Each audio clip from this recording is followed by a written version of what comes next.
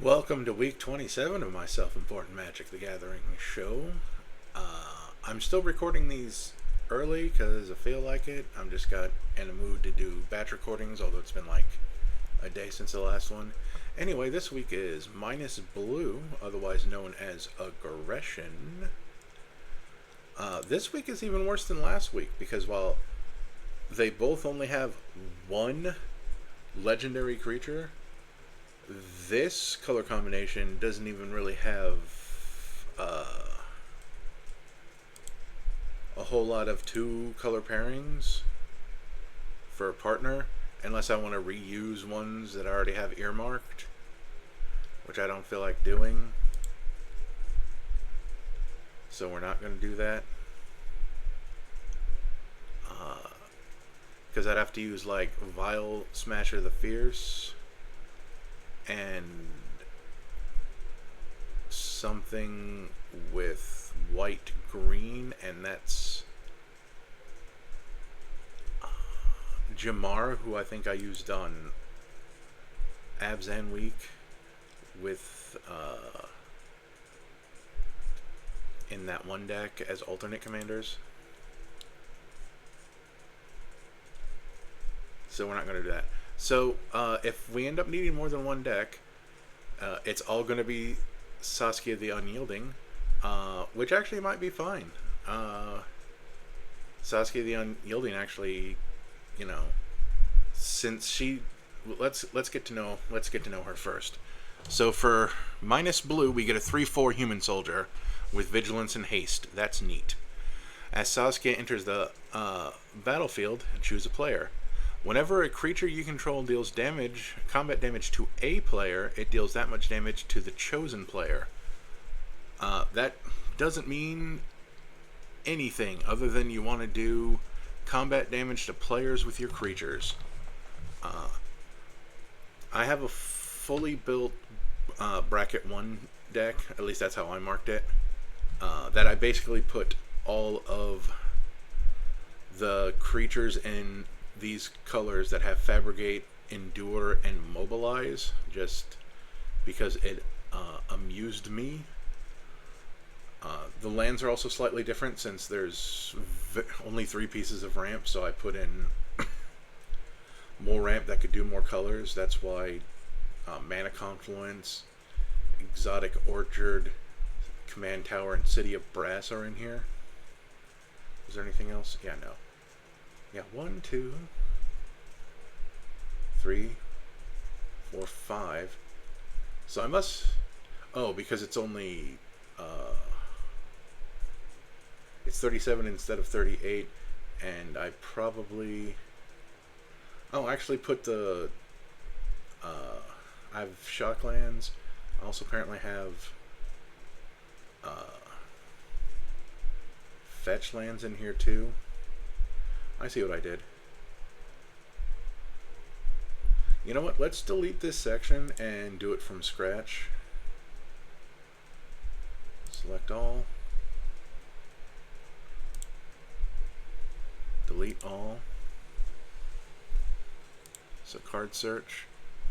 This was me making sure I had everything, which was 39. Even though there's no lands in this deck anymore. How many creatures are in here? Hold on. Categories, types. There are 45 creatures in this deck. 4 artifacts, 2 enchantments, 12 instants, and a planeswalker. This is why it's bracket 1. Because you, like, just me scrolling, you can see the preview. So let's, T land. Actually, wait. We go over here. Let's just select all. I didn't need to do that. Copy card names, unselect. Go back over here. I forgot I didn't need to do that. Import cards. Control V. And then take out the 4 basics 1, 2, 3, 4.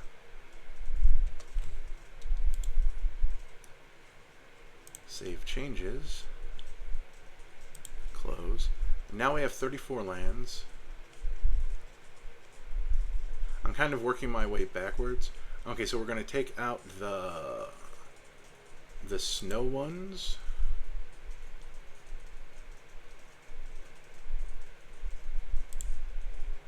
I'm kind of getting a better idea of what I did.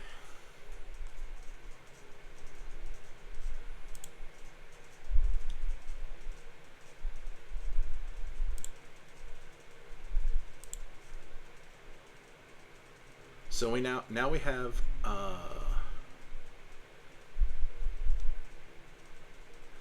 now I'm going to search for the ones. Now we're going to take out of the ones that care about basics because we're not going to have any. Because at least in the other deck, there's a chance.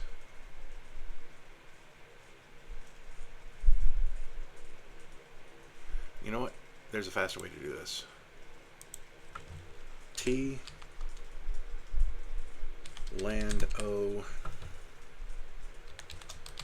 more basic. So that's another 3 lands gone, since we know we're not going to have any basics. That puts us down to 25 out of 37.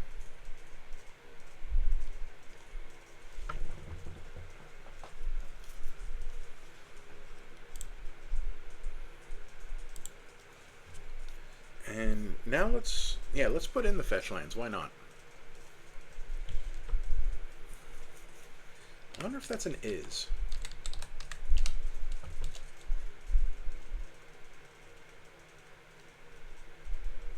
It is not an is. T land O 1 life O search.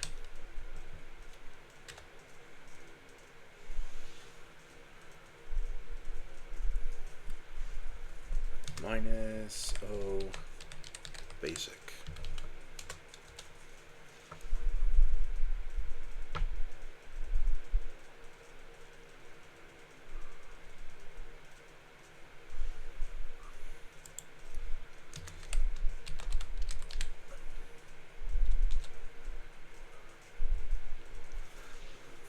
There we go. So that's all 10 of the fetch lands. We don't need...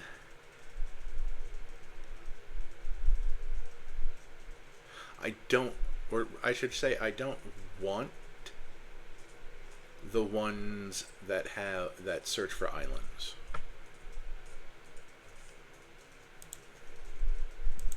We're not going to do half fetches.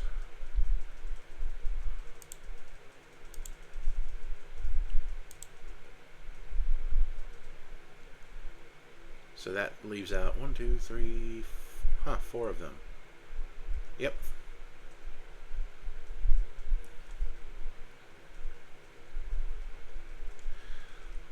Although, and this is another mildly interesting thing, you look at the prices to see which ones people care about the most, and Selesny is at the bottom.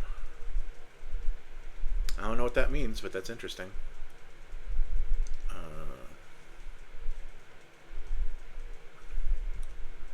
So that puts us at 31.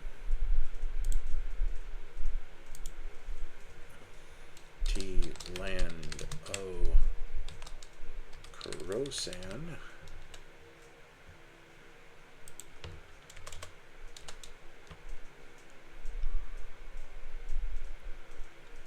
This grabs a forest and a plains.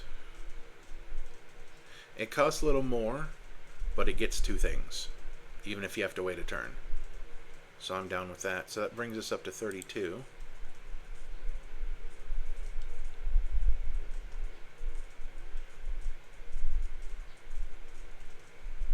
I'm probably going to end up exactly where I was before, but this time at least I kind of know. So now we want T land O any color for the last 5.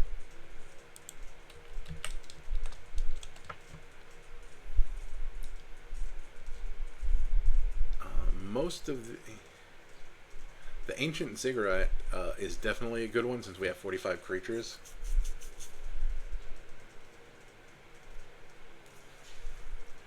So we have a better than average chance of that actually being important. But we'll come back to that if we don't need...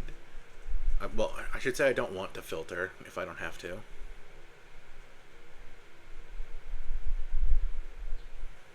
So like Command Tower is obvious. City of Brass is going back in. Sure, we take a damage, but that's fine. The Exotic Orchard is 3. That's an opponent's land.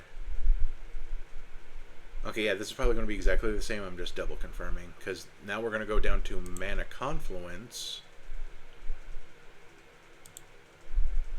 And then the last one is Reflecting Pool.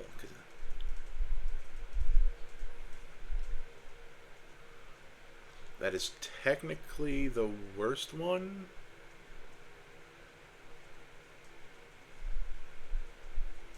Oh, it's not going to show up here because of wording.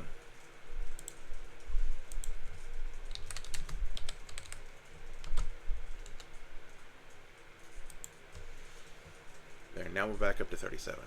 Okay, yeah. I'm just going to go to the wording of Reflecting Pool really quick. Add 1 mana of any type that a land you control could produce.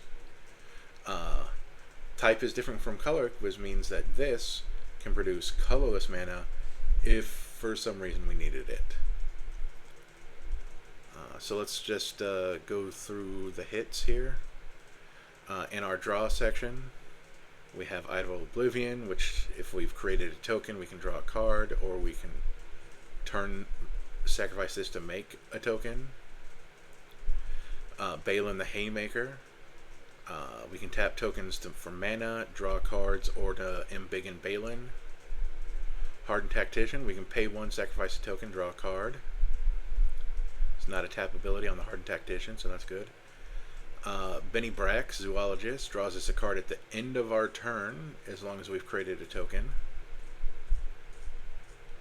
Caesar, Legion's Emperor. Whenever you attack, Caesar doesn't have to attack, you may sacrifice another creature, which, hey, we have tokens, supposedly. You can either create two more tokens that are tapped and attacking, draw a card, lose a life, or Caesar here deals damage equal to the number of creatures you control the target opponent. So that's neat. We'll do the big sections last, and then we have our Anemic Ram section, which is Jahera, because I know that's Ja, that I know that's and I know that's Air, so that's Jahera, Friend of the Forest, who makes our tokens into Llanowar Elves, or Mystic Elves, or Findlehorn Elves, whichever one you want to pretend it is. Then we have Warren Soul Trader, which you can pay a life and sacrifice another creature to create a treasure token. And then we have Pitiless Plunderer that says whenever a creature control dies, you get a treasure token. Then we have the kind of removal you should expect from this color combination. It's all permanent or non-land permanent removal, if you remember our other ones. There's nothing further down here. And then we have our token doublers, because why not? These could have been for any other things, but I decided for them to be this. So, Anointed Procession, Parallel Lives, Propeller Pioneer. Oh, it has Fabricate. Oh, that's right. I forgot to move it. Ding. Because that was one I actually missed. Oh, we can also say that I built a deck without Sol Ring, but that's because I was building a goofy deck. And then we have Elspeth. Notice that I don't have Divine Visitation. I chose not to. Also, it would have to remove one of my 12 pieces of removal, or a ramp piece, or one of my draw pieces, and I didn't think it was worth it. So let's change this. Whoops, no, not there. Let's change this to a grid to make this looking through stuff easier. So Endure, if you don't know, is that you can put a +1/+1 counter on this creature, or create a non-flying spirit creature token equal to the Endure. That's Endure 1. Endure 2 is... so whatever the Endure is, you put that many +1/+1 counters on the creature, or you create a non-flying spirit of that size. And in the color combination of -blue, there are 10 Endure creatures. This one, you have to pay extra for the endurance, and I'm going to drink something.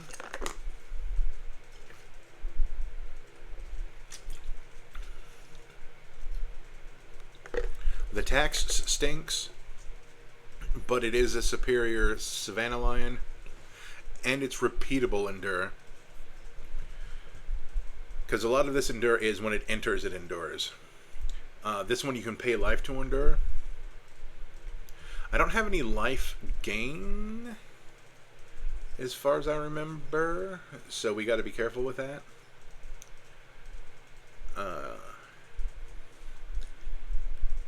Attacks, you lose life, and it endures. Whenever a non-token creature you control dies, that offended the endures 2. Enters, endures 3. Enters or attacks, endures 2. Enters, endures 2, and it has menace, so that's neat, although it's really expensive. That's another reason why I put this at bracket 1. Because it really is just showing off a mechanic more than being all that competitive. Although maybe it's really good and could be, and it should be bracket 2. I don't know. But I doubt it. This thing gets a +1/+1 counter on our end step, and whenever another non-token creature you control enters, it endures X, where X is the number of counters on this creature. So this gives other things endure. That's neat. Enters, it endures, and it has lifelink. Then we go down to Fabricate.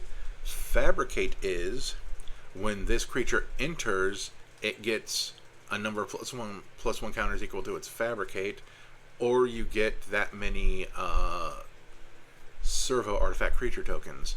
This is the weakest thing in the deck, and I could get rid of all 15 of these cards and make the deck much better, but I felt like having it. So these are only enter effects, so like that's another reason why it's the worst, because these will only happen once and we don't have any blink. And these creatures are largely not good.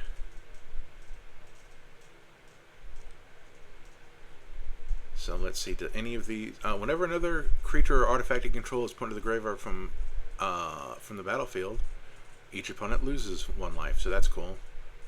So at least this thing... oh wow, that's treasure tokens too. So this is actually a good card, despite me calling Fabricate bad. So whenever any of my creatures, or I sacrifice those treasures that I theoretically get if I draw the 2 things that make them, doesn't do anything else. This thing has reach, which really doesn't matter. Doesn't do anything else. This has haste, but it's a 4/4 for 2 with Fabricate 1. That's not good. Doesn't do anything else. Doesn't do anything else. This has flying, but it's 4 mana for a 2/1 flyer. This is trample. This is a 3/3 with trample for 4. That's the closest thing to a good card besides this one that we've seen so far. Menace, that's neat. So this is a 2/1 with flying, vigilance, and lifelink that is also an anthem for 5, so that's at least decent, I think. Whenever Cultivator of Blades attacks, you may have other attacking creatures you control get +X/+X till end of turn, where X is this thing's power. So this thing says Fabricate, But it really should just be a 3/3 for 5. If we're being honest. This thing can't be blocked by small things. This thing is a lot like this thing up here, but it's a single opponent, and it's equal to this guy's power. So this is another fabricate where you're like, oh, maybe I should just put all of the just put +1/+1 counters on this guy. A 5/7 for 7 with fabricate 1. That is maybe the worst card in the deck, other than the fact that it's colorless. Then we're going past our lands that we already confirmed. Then we have Mobilize. Whenever this creature attacks, create whatever its value is of tapped and attacking 1/1 red warrior creature tokens. That gets sacrificed at the beginning of the next end step. So that goes with the things up here, that these two things that did damage when our stuff dies. And also to one of our pieces of ramp, the Pitiless Plunderer. This one can sacrifice itself to deal damage equal to the number of creatures you control to target creatures. So that's kind of bad, unless there's like a creature you really need to get rid of, I guess. This has Menace. Oh, this is Superior Grand Abolisher. Your opponents can't cast spells during your turn. This has Death Touch and a Mobilize X, where X is the number of creature cards in your graveyard. And this is a 45 creature deck, and our stuff is probably going to die. So this could be very good. Mobilize 3 with Vigilance, and it's an 0/4, so this is incredibly silly. We're going to go over here because we have a couple of things coming up that actually got their own deck. I don't know why I'm going over. I just remembered a couple of weeks ago we did a Mobilize deck. This is the Infantry Shield, which is an equipment that gives Mobilize equal to its power. That's cool. Death Touch, Surveil. Then the 2 Zergos that don't work together, but each are good in its own right. This prevents your warrior tokens from going away, and this deals damage when your creature tokens die, or you draw cards. And this thing is power is equal to the number of creatures you control. I guess this is more of a reminding you, since it was a couple of weeks ago, I guess. Oh, attacking tokens you control have Death Touch. That's really good. This has Flying. Whenever this creature or another creature you control dies... Oh, here's our life gain. Our 1 piece of life gain. Whenever this creature or another creature you control dies, each opponent loses a life and you gain a life. And then... this thing makes another creature bigger, slightly bigger and indestructible on turn, but it doesn't have flash, so that's still bad. And yep, there's our removal. Yep, that was everything. Work our way back to the top. Like it's so obvious how much better this deck could be if we just take out one of these sections. Like this Fabricate section could go away, except for two of the things I'd probably keep. I'd probably keep Marionette Princess and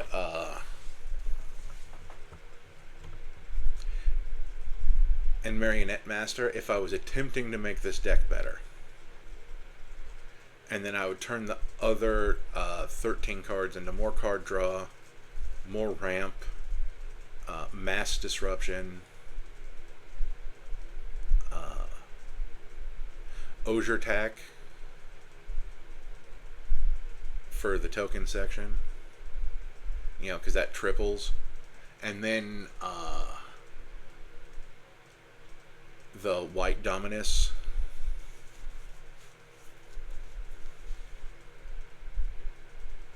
But that's not what we're doing here. So this is fine. We'll go here. We make the tokens. We sure do. I also like the name Fabricate, Mobilize, Endure. For what it's worth. So we're just going to leave that open so I can get the link later. So the cards that are already in this deck, we have our protect. Oh, that was another thing. Whoops. Over here, we're not protecting Saskia because she doesn't matter. She's just there for the colors, and if she's out, cool.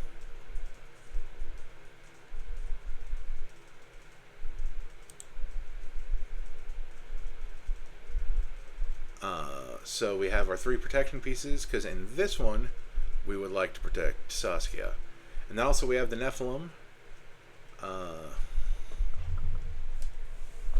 Whenever Dune Brood Nephilim deals combat damage to a player, put a 1/1 colorless sand creature token into play for each land you control. And the last Nephilim was like, what, a 1/1?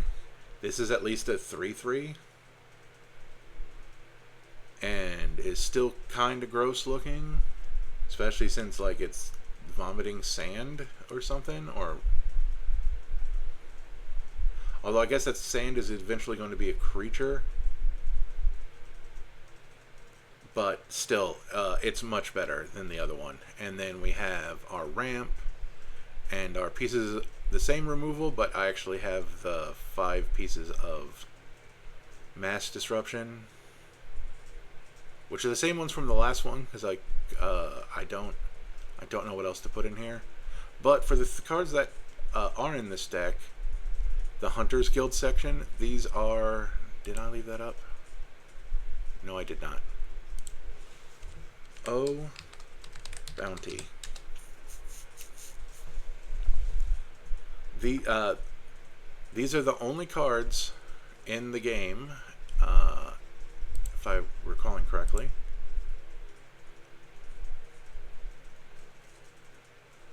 One, two, three, four, five.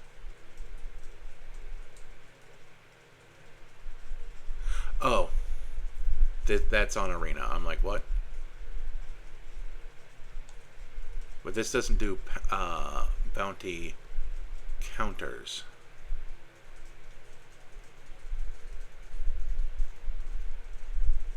So anyway, bounty counter. I'm just gonna click that again. That was just a thing that that amused me, even though it's only 6 cards, so it's not even the focus of the deck. What do bounty counters do? Well, it depends on what creature we're talking about. So we're going to start with the bounty board and just go in alphabetical order. So the bounty board is a mana rock, is a 3 mana rock, so it adds 1 mana of any color, as a lot of 3 mana rocks do. And then you can pay 1 and tap it to put a bounty counter on target creature as a sorcery. And this says, whenever a creature with a bounty counter on it dies, each of its controller's opponents draws a card and gains 2 life. Neat. And then we have the Bounty Hunter, a card I'm a fan of. And in fact, no. Normally I'd have it as the face card of the deck, but I don't think that's possible on Archidect. On Moxfield, I know you can.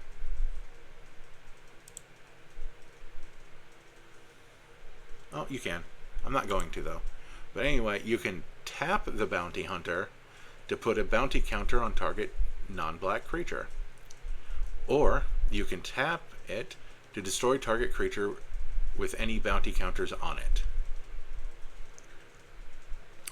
That's cool as heck.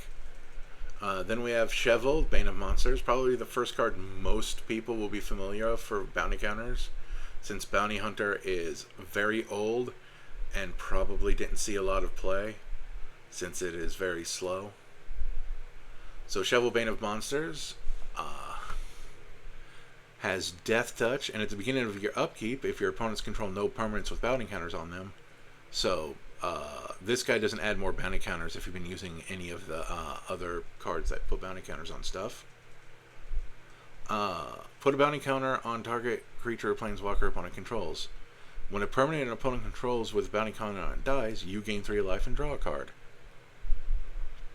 So it looks like you gain life and draw cards from bounty counters. Okay, so how about Mathis, Fiendseeker, the card that made me put all 6 of these cards in this deck, because otherwise you'd be leaving out Cheval, Bane of Monsters, who I like. So this is Vampire with Menace.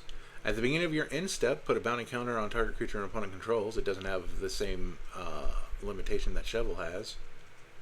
For as long as that creature has a bounty counter on it, it has, when this creature dies, each opponent draws a card and gains 2 life. So the thing is, the minor thing is that you have to separately track Mathis's bounty counters on it, because only the things it puts bounty counters on has that effect. So that's a tiny bit annoying. Then we have Shay Cormac, which is just good for a lot of things, and it reminds me of another card that I'm going to put in this deck. You can pay 1 to get permanents your opponent's control lose hexproof, indestructible, protection, shroud, and ward until end of turn. That makes it better than the Shadow Sphere. And then whenever a creature an opponent controls becomes the target of a spell or ability you control, put a bounty counter on that creature.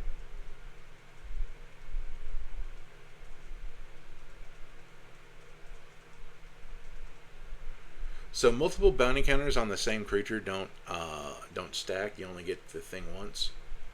But when someone with a bounty counter dies, this thing gets +2, +1 counters. And then we have over here the Termination Facilitator from, what is that? Oh, that's Jumpstart 2022 again. So you can put bounty counter on target creature or planeswalker. So that's 2 things that can put them on planeswalkers. Oh, this also can only do it to non-black creatures, which is interesting. And this thing can't destroy planeswalkers with bounty counters on them. That's important to know as well. Whenever a creature or planeswalker an opponent controls with a bounty counter on it is dealt damage, destroy it. How's that for an extra piece of thing?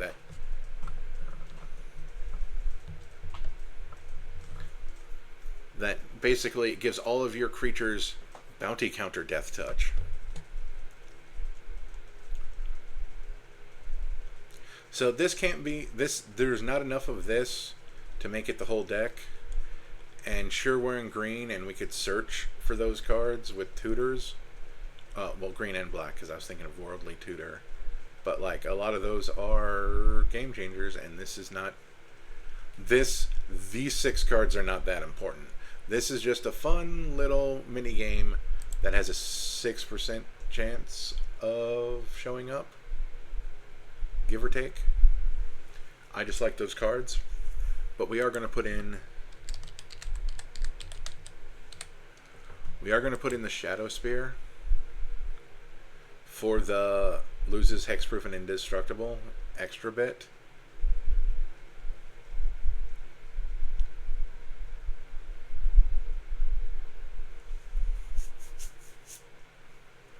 I don't know what else.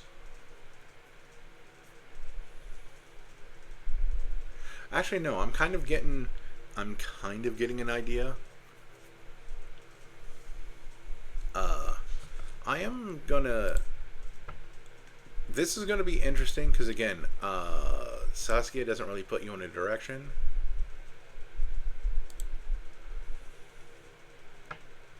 Birds of Paradise. So like the first 2 things are more pieces of ramp for your colors. I am fine with the ramp that I did.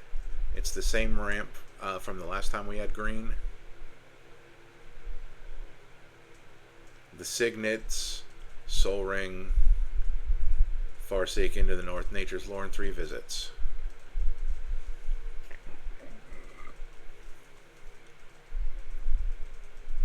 We traded blue for white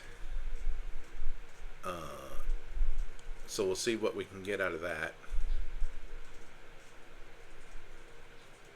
Well, actually, we know what we got out of that. It's down here in the removal where we have more, where we have Utter End for non-land permanent, Stroke of Midnight for non-land permanent, Generous Gift for permanent.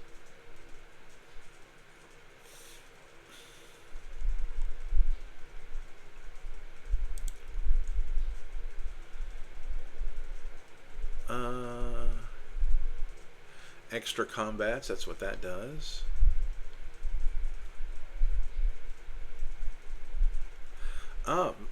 Yeah, damage doublers seems good. Ristic Buddy over here. Alesha who laughs at fate to get your stuff back.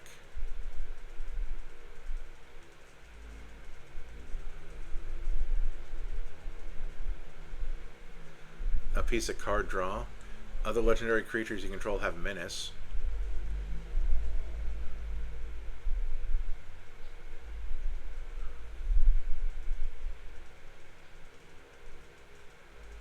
Three-color Aragorn. Oh, we could play that nonsense. Where we do Sigarda Phantom Blessing that gives other permanents you control have hexproof. And then something else that gives other things hexproof. Just to give all of our own stuff hexproof.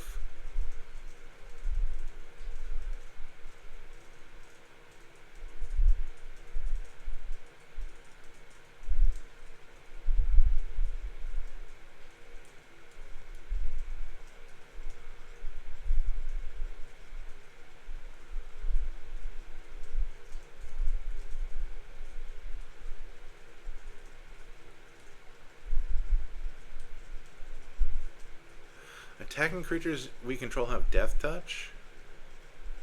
Whenever a creature you control deals combat damage to a player, draw a card. Yep, I think I like that. We also want to give our creatures trample, now that I think about it.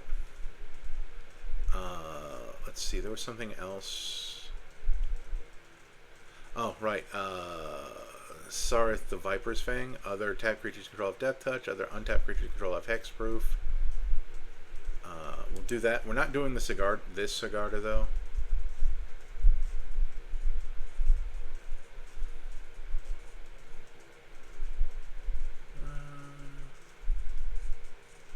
This goads all creatures our opponents control. Whenever a creature we control deals combat damage to a player at any rate. I don't know if I want to mess with goad, just because that's annoying. Although I guess if it's only one creature that does it, it's fine. Although technically it's not one creature that's doing it, this is facilitating all of our creatures doing it.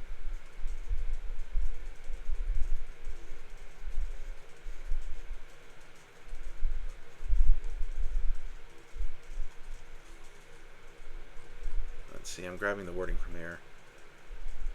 You control have. We are going to close this really quick. We're going to go to type. We have 9 creatures.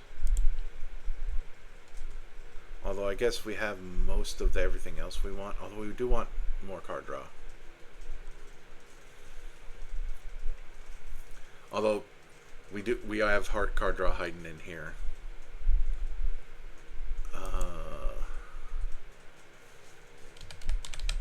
There's a specific thing. Nope.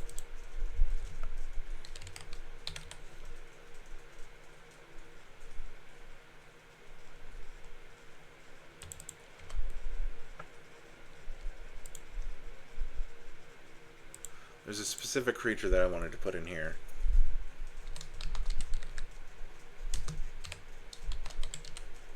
No, it was hit.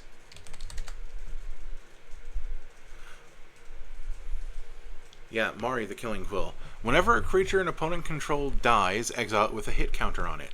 Assassins, mercenaries, and rogues you control have Death Touch, and whenever this creature deals combat damage to a player, you may remove a hit counter from a card that players owns in exile. If you do, draw a card and create 2 treasure tokens.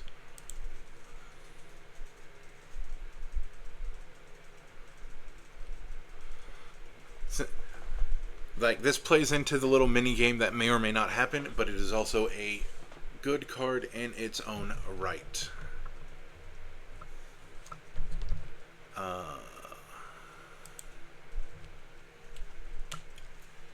Oh, you control have.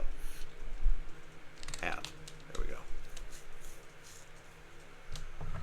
I also kind of want to put in the archetypes, because those are fun creatures. Other creatures can go get melee.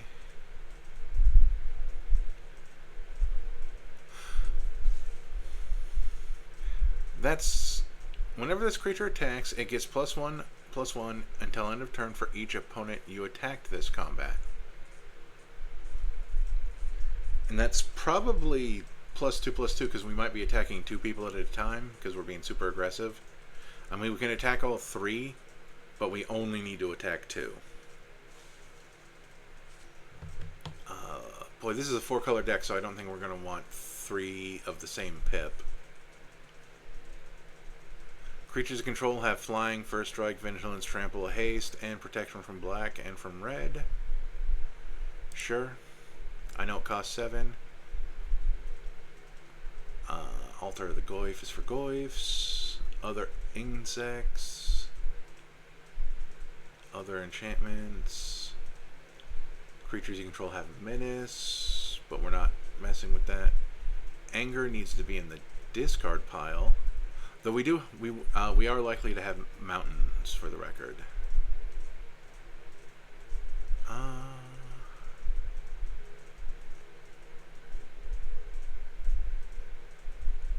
What does this Aragorn say? This is the second time I saw him.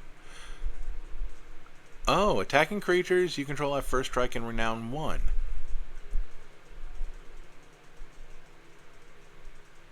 Okay. Sure.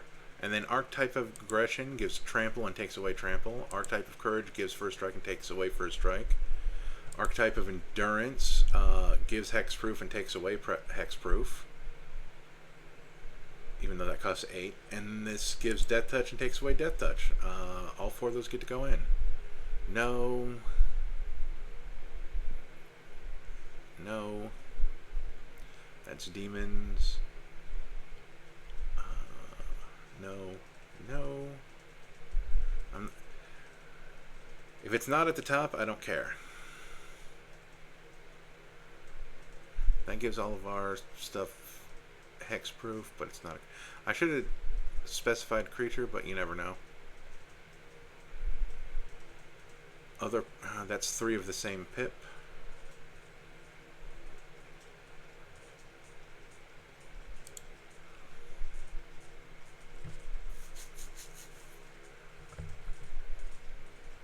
As long as it's your turn, other historic creatures you control have double strike.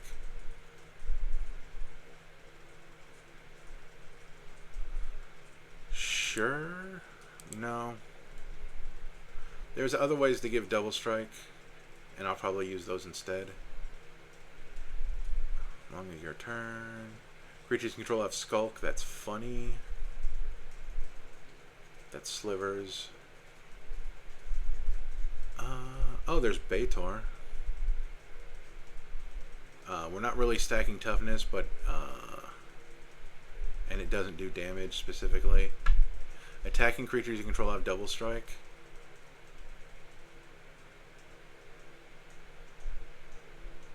See, this is everything, not just our historic permanents, or historic creatures, I should say. Attacking creatures you control have double strike.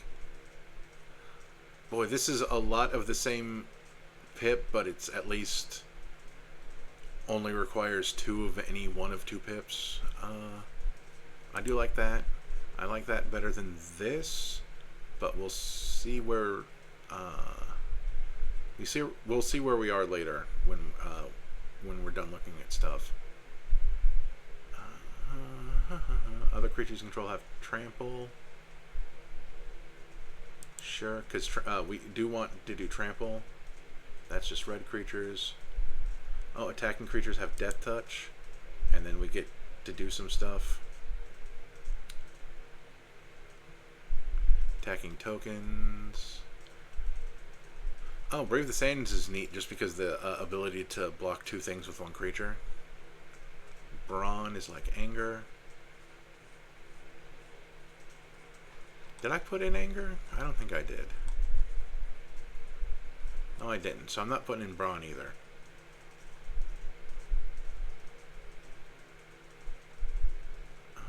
Other artifacts.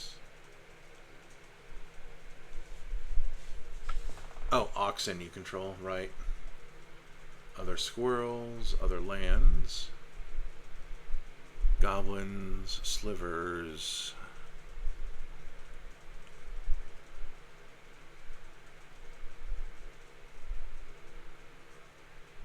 Turns everything into a Llanowar elf. Slivers. Legendary creatures have exploit.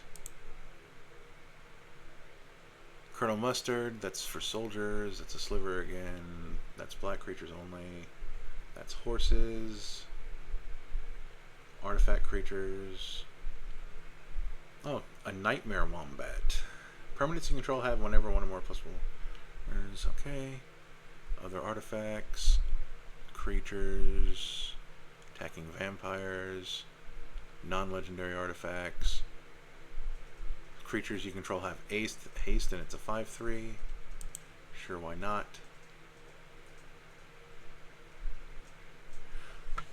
See, that's the thing, is that I'd rather, I'm just altering the way I'm sitting again. I'd rather have a creature do it, since I already had a lot of non-creature spells in the deck. Elves, knights.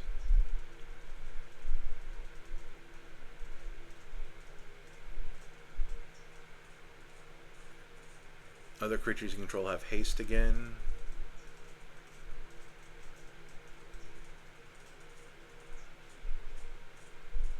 Boy, that is specific tech against Heir Apparent, Slime Against Humanity, etc., etc.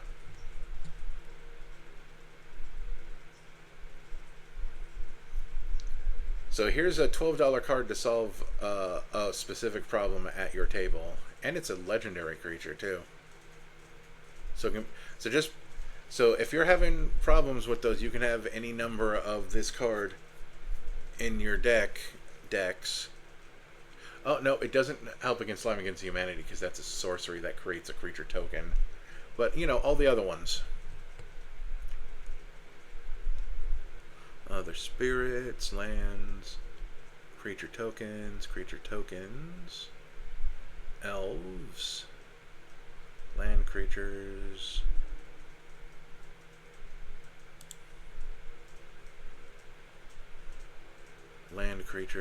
slivers. Oh, the enduring things.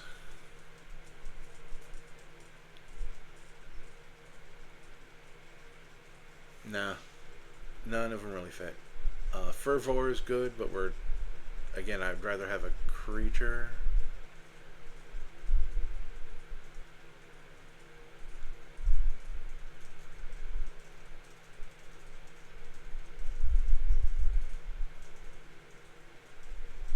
Equipped creatures, sliver creatures, Gark Uprising.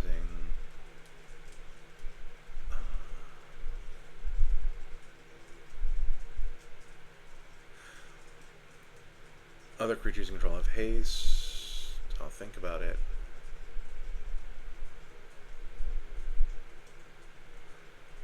That reminds me that the other one about if it's attacking and it dies, but not the... Because isn't that the same person? The one where it's that one Zergo card, but it's for non... But it doesn't matter if it's a token or not. Or maybe it mattered and it...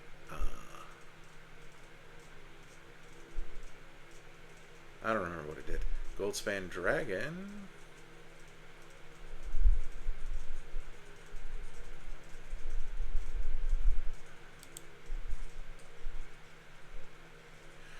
This to turn all of our stuff into juggernauts. That's funny. Hammer of Perforos. Sure, why not?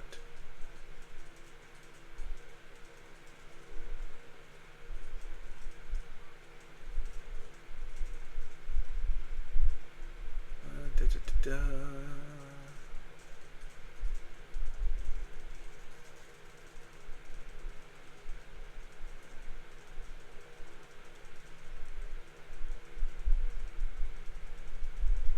Creatures you control have menace. And prevent all damage that would be dealt to attacking creatures you control. That's just a good set of words on a card.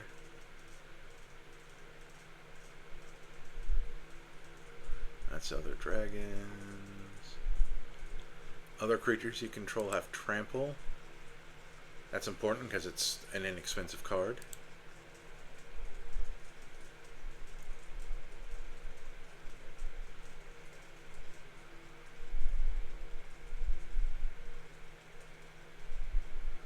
That's a bunch of slivers in a row. Wow.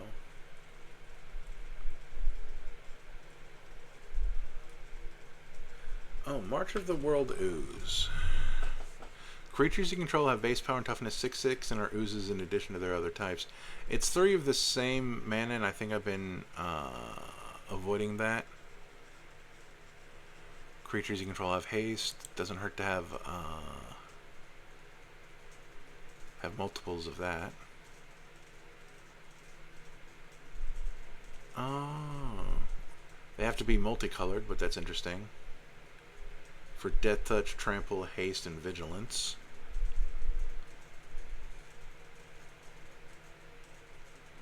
Oh, Mirror Entity. This until in turn, creatures you control have base power and toughness of XX and gain all creature types.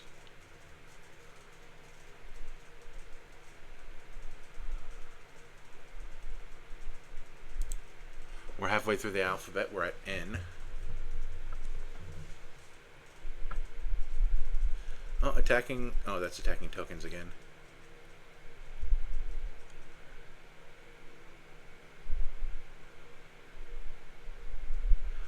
Other creatures you control have trample again.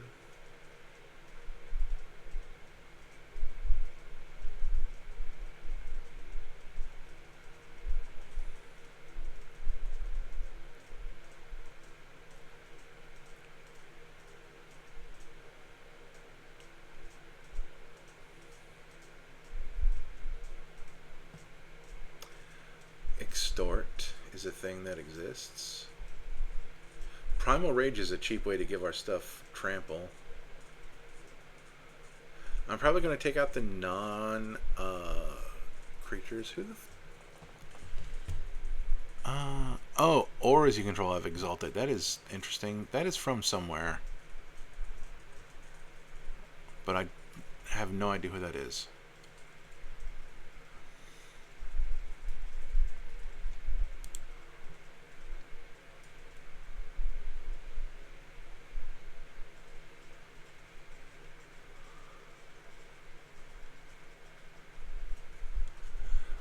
This turns all of your white creatures into that one guy. Soul something.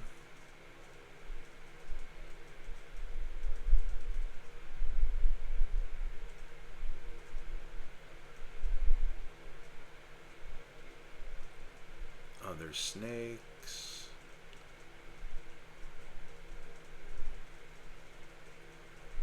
Other creatures gaining haste. I haven't put a lot of these in here because I was looking at their casting cost, and I was like, oh, maybe I should have put this in the order of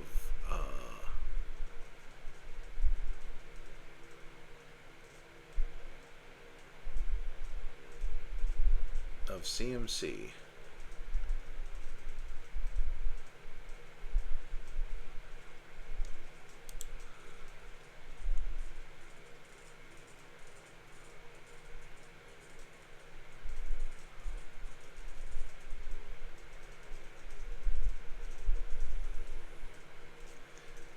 In fact, probably am going to go through this again after the meep.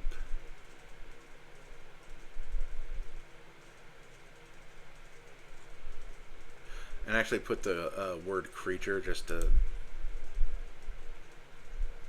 eliminate all this stuff that... oh, Urabrass the Hidden. This is worth it because it also has this thing where our opponent's stuff comes into play tapped.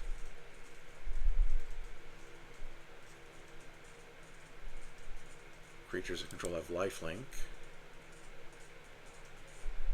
I think the thing I missed was the Spear of Heliod.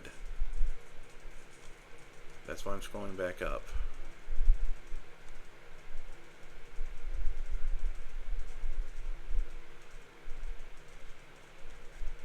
Could have swore it gave everything life, or maybe it's... yeah, I'll look that up separately.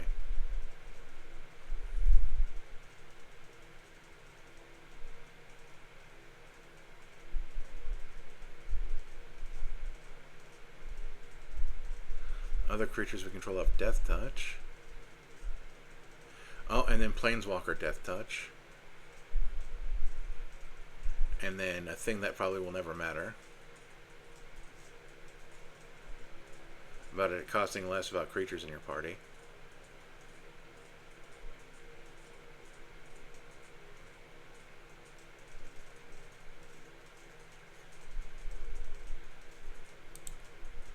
I know I skipped a bunch of things that were 5, but we're going to do this. Creatures. Order CMC. So we go from, wow, less than half. And then also minus T land.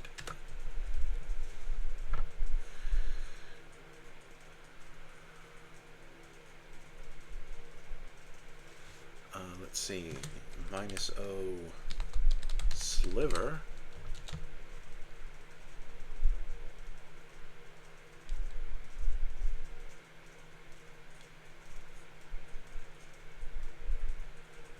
So we're down to 114. So, but we are at, oh, we're at 103. So let's go by categories. I mean, type. We're going to get rid of that. And then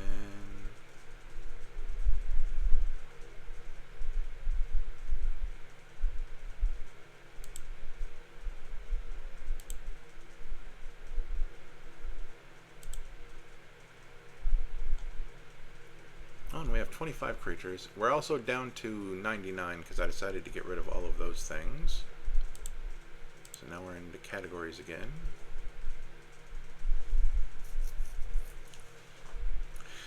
And I like how... oh, let's actually group by mana value.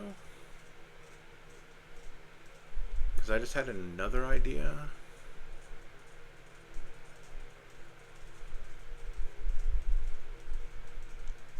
So this is 5. That's 7.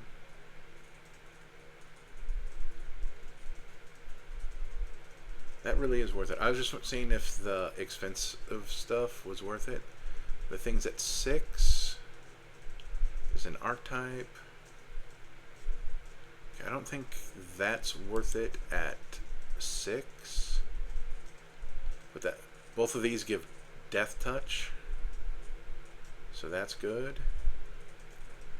This gives Hexproof, but it also takes away Hexproof. That is very important. What does this give? This gives Trample.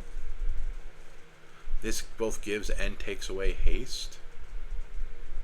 It doesn't specifically take away Haste, but it effectively takes away Haste.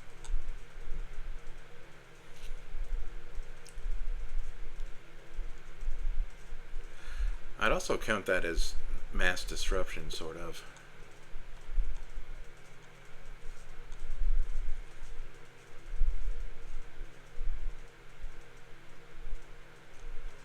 So now we're at 98. We can go back to categories.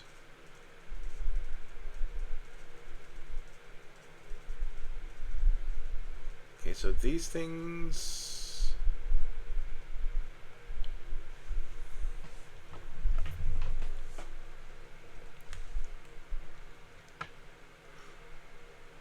Okay, so I'm going to redo my categories.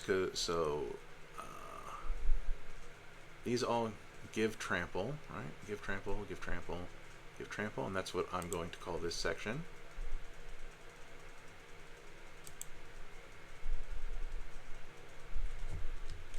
Gives trample.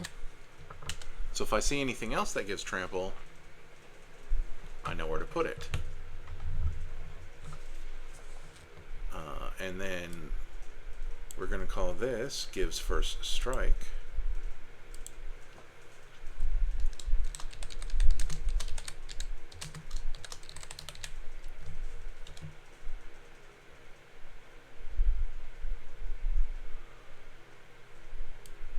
Gives trample. We're actually going to move this over here, and we are going to edit this to first / double strike, save category, there.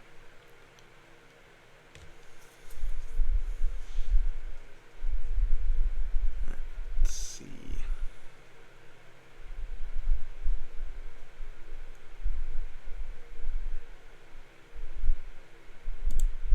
We're going to add this to gives haste, because we are going to bury the lead on that stacks part of it. Gives haste.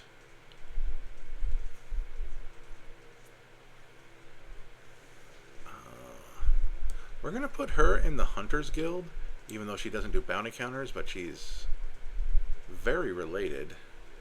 I don't know how many assassins, mercenaries, and rogues I actually have in this deck. Let's actually... Oh, that is... Wait, no. Ready, salt, price, color, power, toughness, Canlander points. That's... A lot of that is interesting, but that just means I'm going to have to look at them. She herself is at least one of the things. She is an assassin.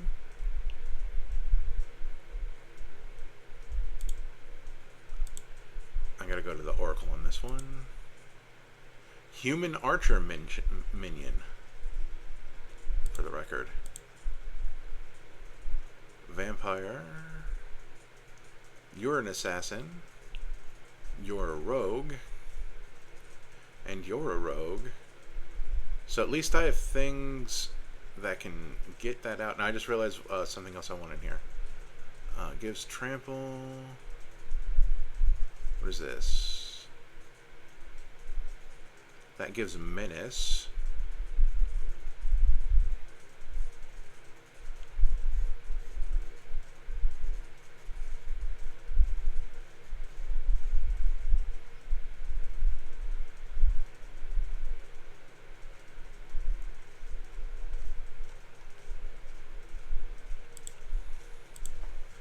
The reason why I did that was gives death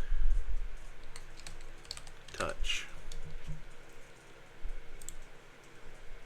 And that way we can move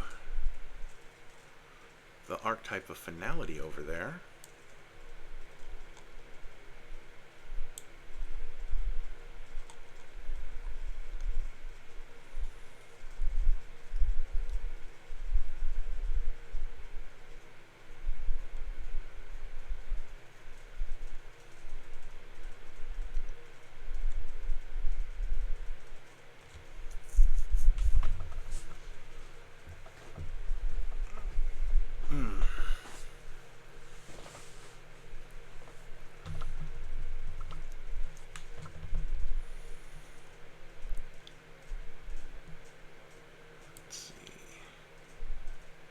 That in a new category called gives multiple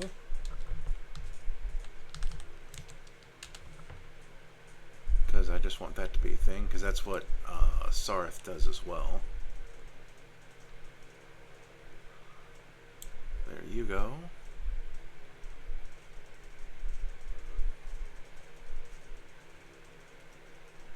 Let's see. This one just gives hexproof. This gives menace and protects our attacking creatures. These are... Oh, this gives Death Touch. Glad I scrolled down.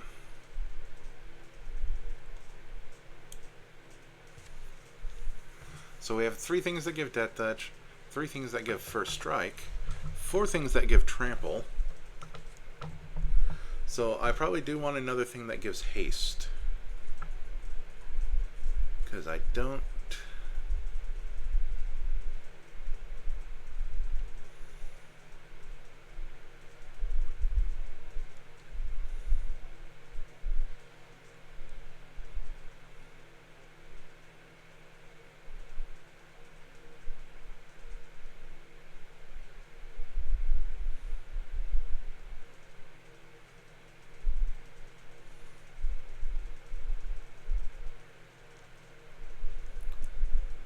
Okay, so Shapeshifter is a rogue. That is a snake. That is a Gorgon. That is also a rogue.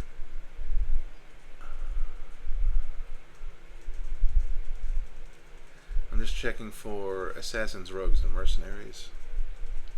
Beast, Knight, Warrior, Warrior, Warlock, Nephilim, Boar, Warrior, God. Okay. Not really a whole lot going on for that. I said I knew what I wanted.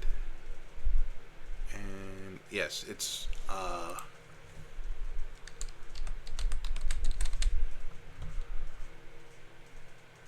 Shieldred the Whispering One to I don't know what, there we go, Recursion. At the beginning of your upkeep, return target creature card from your graveyard to the battlefield so we can get our stuff back. And then make our opponent sacrifice stuff. Maybe they'll sacrifice something with a bounty counter on it, if any of that's happening. And then, how many? That puts us at 25 creatures again. Sweet. And then the last one will be Virtue. Just the Lochthwain one. And it either put itself in recursion or removal. Put itself in recursion, okay. At the beginning of your upkeep, put target creature card from a graveyard into the battlefield under your control. Yeah, so those were the last 2 things I wanted. And could this deck be better? Sure, of course. I decided to put in a lot of stuff to affect all of our other stuff. And it amused me.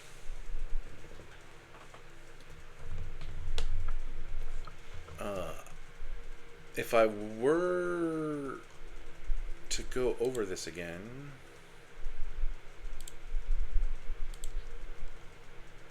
well, it would be basically this. Oh, and also T creature. Oops, I accidentally hit caps lock. Not going to worry about that. Oh, except for the part where it said that I did not put an E in here. Oh, excuse me. Ignoring Formidable, ignoring Red, ignoring Artifact.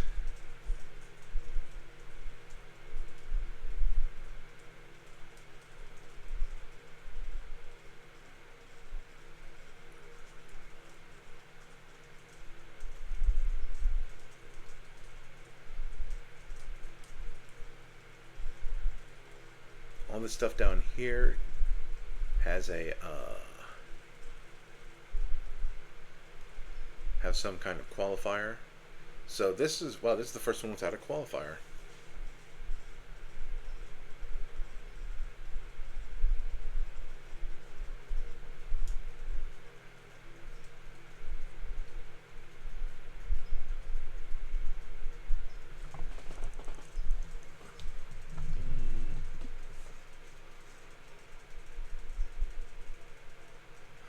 Oh, okay, so the Meep is kind of like, oh, I don't know where it went. It was around here somewhere. That shapeshifter. Oh, there it is. Mirror Entity. Only you have to sacrifice a creature instead of pay mana, which makes it a lot more difficult.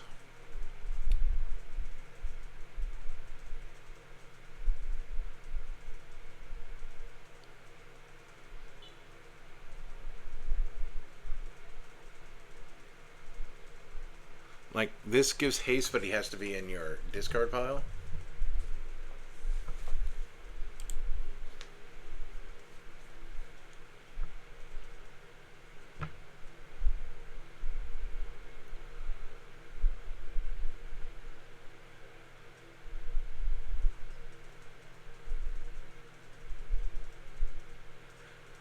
I didn't do anything with vigilance, and I don't want the god, other god. I have like the one god that I have in here that I really like.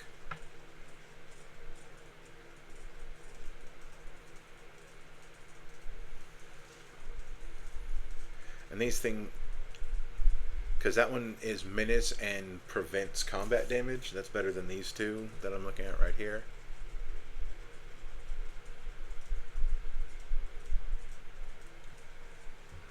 Oh, other creatures you control are assassins in addition to their other types. The same is true for creature spells you control and creature cards you own that aren't on the battlefield. Face down creatures you control have menace. Whenever, like none of that matters. But if this was a killing quill deck, I'd probably want this in the deck unless I was also just running Typal.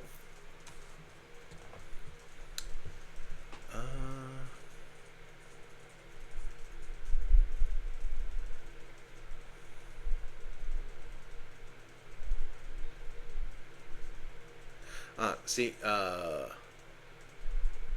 Shalai, Voice of Plenty is the card that goes with that Sigarda.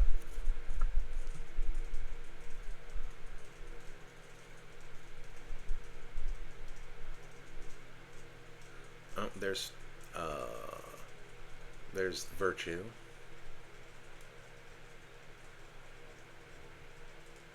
Melee is interesting, but it did not make it into the deck.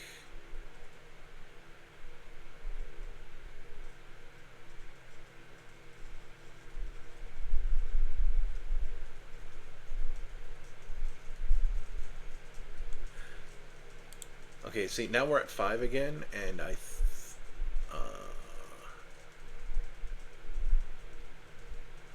that's interesting. She can untap another target creature, and has flash, and has double strike, vigilance, and haste. Let's look at the other things I have that give haste. So we have Urabrask and the Mad Crusher Cyclops.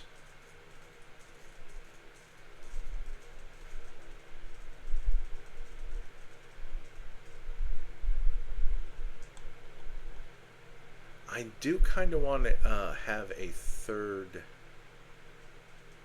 You know what? Let's get rid of this. So now we have 3 things that give trample. I'm not counting these things over here, by the way. 3 things that give death touch.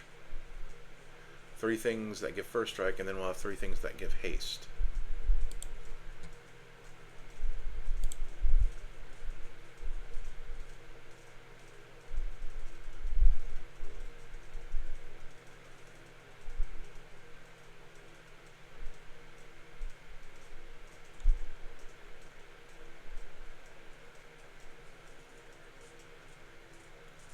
See, because now we're in 6 again, and yeah, okay. That was like one last minute edit. We're still at 115, so we are going to put together another deck. But surprise is going to be another Saskia the Unyielding deck, and I actually have an idea for that one. That I think I did 100% use before, and I think it was during Gruul week. But now it's going to be Gruul plus Selesnya, or plus Orzhov. I'm sorry, I got my stuff mixed up. Although technically it's also plus Selesnya, plus Rakdos, plus Golgari, plus Boros, but that's neither here nor there. Yeah. Oh, she did not go into gives haste, didn't automatically. I'm gonna find her and move her, because otherwise it'll bother me. They put her in untap. How dare. I do kind of want to move this over to... I'm just going to put it in protection because I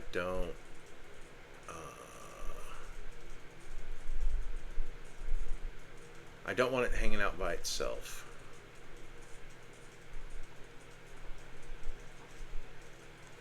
And it puts it next to the other thing. No, it doesn't. Oh, the other thing is over here.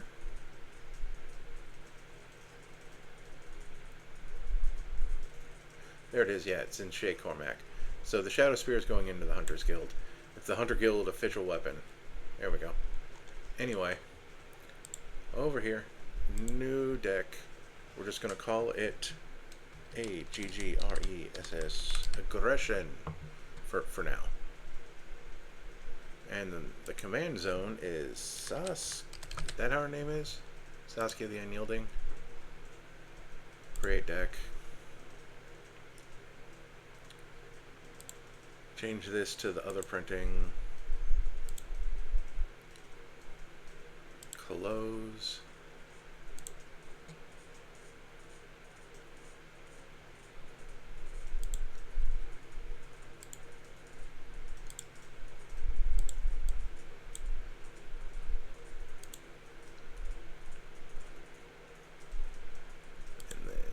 Export specific categories. We want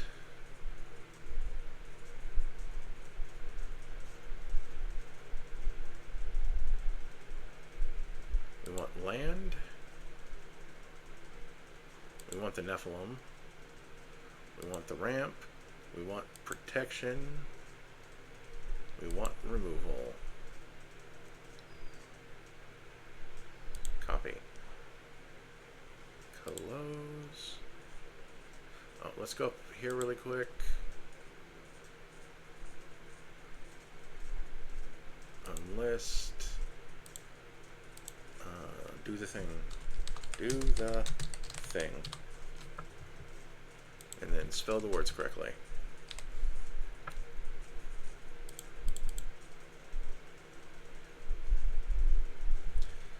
Secret mini game.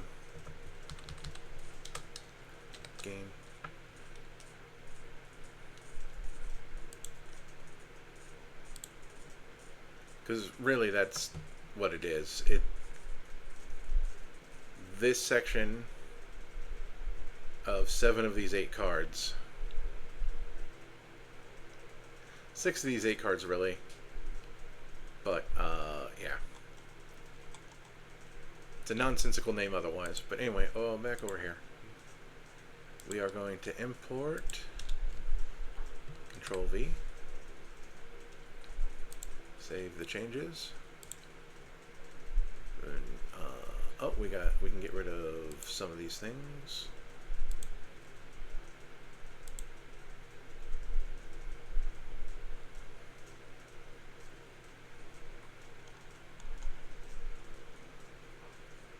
The Dune Brood technically doesn't fit in this deck, but we're going to pretend it's a mom.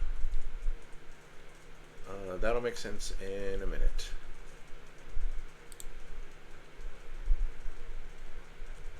T creature art woman.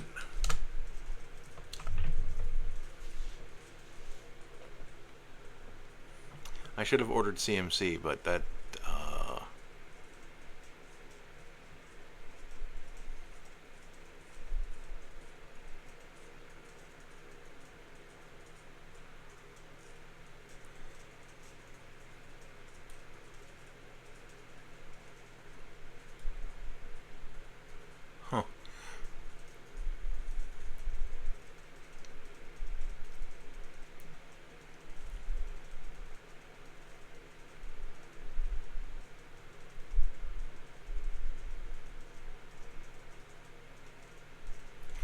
Oh, if we had life gain, that Selesnya Aerith would be pretty cool.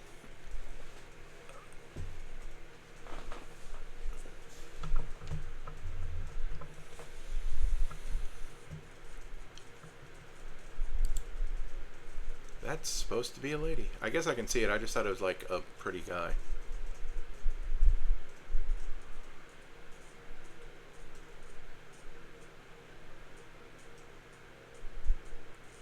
The theme is basically the same theme as the deck that had her and her partner in it, where it was just big, strong women.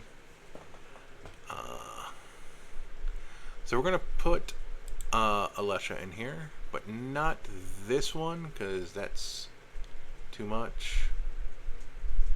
Who is this? They are from... Oh, they're from Final Fantasy XIV, aren't they?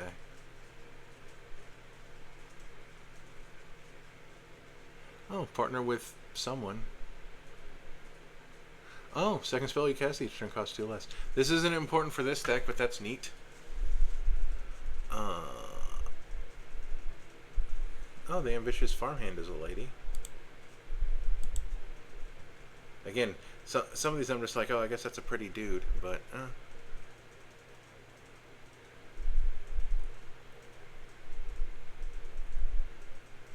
Partners with Roy Williams, who would not appear in this deck. And Offends of the Foremost.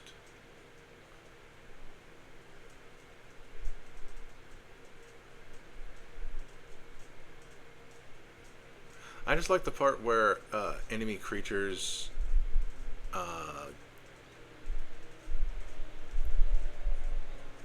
get exiled if they go to the graveyard from anywhere. So we're just going to put her in here because she's also a strong lady anyway.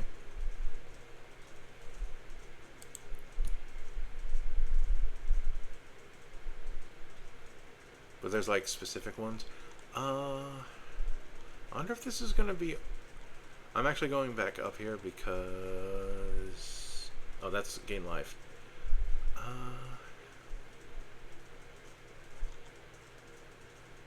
This might also just be all legendary ladies. I don't know. We'll see.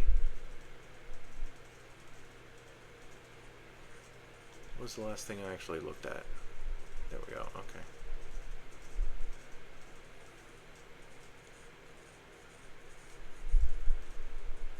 I've always been a big fan that the angels were all just largely ladies. Angrath's Marauders. Damage doublers would have not been a bad idea in here, but I did not lean into it because I wanted to lean into our creatures being friends with each other.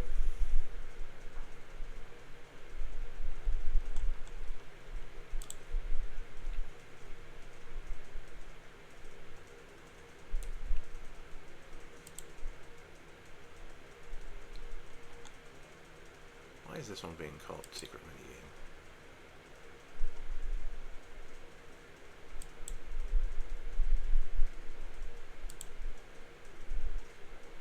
There we go.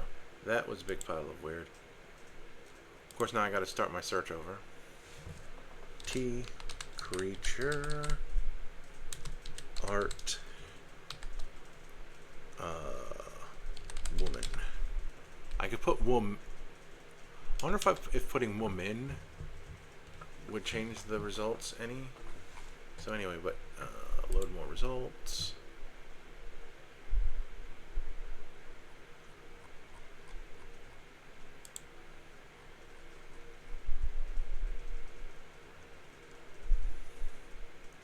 Yep, okay, that's where I was.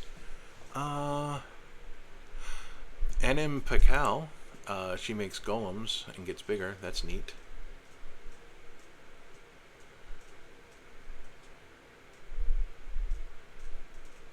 We either are learning something about ankle shanker, or there is something in the background I'm not seeing.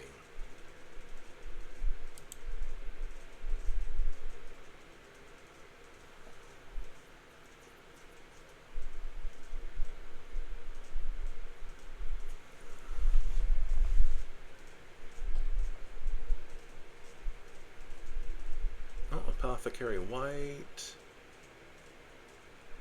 Creates food. That's interesting.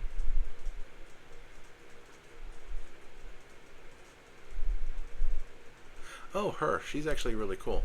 So, One in a black for a 1/3 Gorgon Assassin with Death Touch. And whenever she attacks, you may pay 1 in either black or green. If you do, you get a snake with Death Touch. And then you can pay 4 in black, and until end of turn, whenever one or more Gorgons and or snakes you control deal combat damage to a player, that player loses half their life rounded up.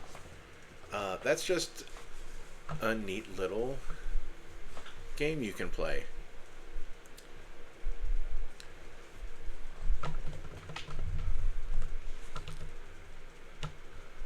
Oh, Arrest of the Endless Web is fun because she creates spiders when your opponents cast instants and sorceries.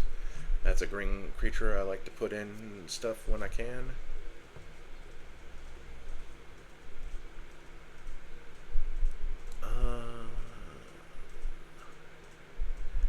Okay, so she needs +1/+1 counters. So on this side,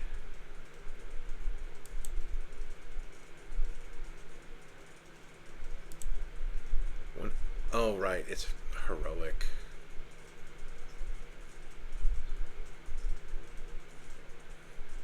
Largely not helpful.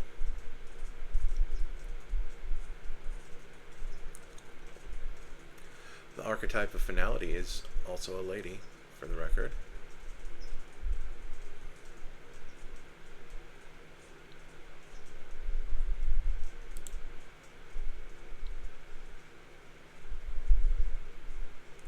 Other than the Niflheim, do I have any non...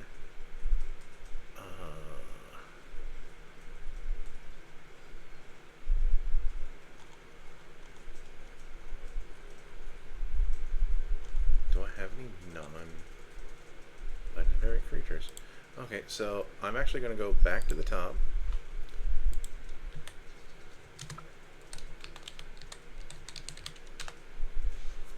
And we're actually just going to do legendary creatures, just because I kind of want to see.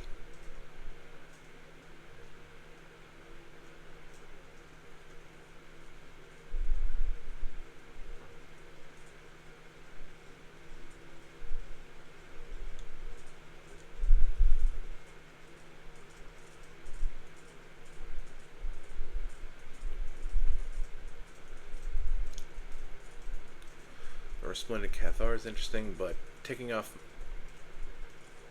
Actually, no. It's all... Like, they can... This is not as annoying as the Shield of, I think it's Argive or Argrave or whatever. The one that, that makes soldiers equal the number of soldiers you control. This less annoying than that. Ice Shove, Sparks and Smoke. What does she do? She has Prowess... And give her... Oh, this is Ken. This is Ken Masters card. Several Achromas. I know we've seen a lot of these already, but I just kind of... Well, here we go. The Life of Anafenza, I think.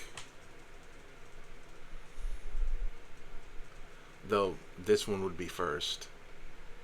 And then they died, and then they've been dead for a long time.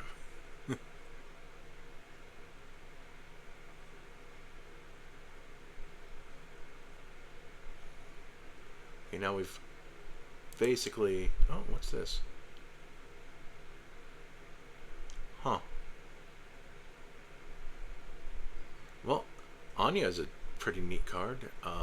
You'd have to get people down a lot of life, but that's neat. But yeah, now we've caught up with ourselves. What is this?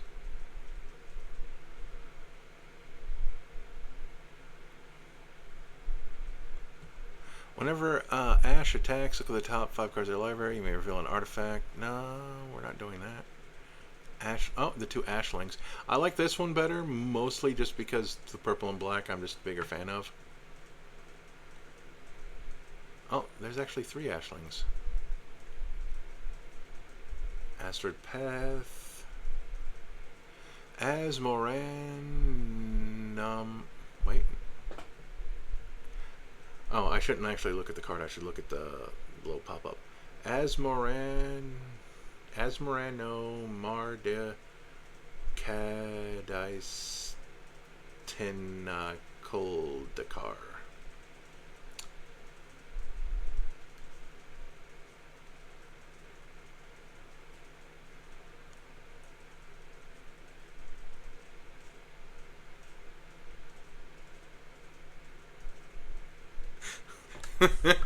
Ow.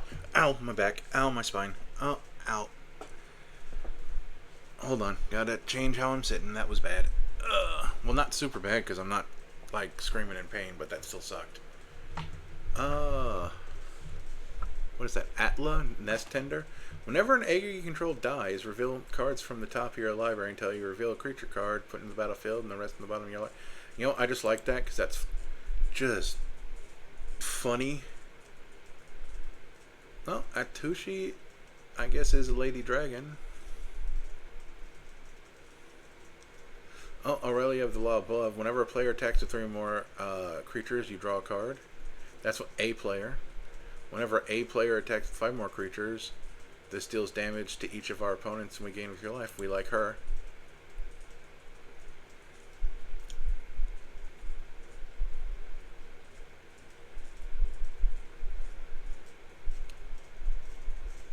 Oh, that's actually cool, this human assassin right here.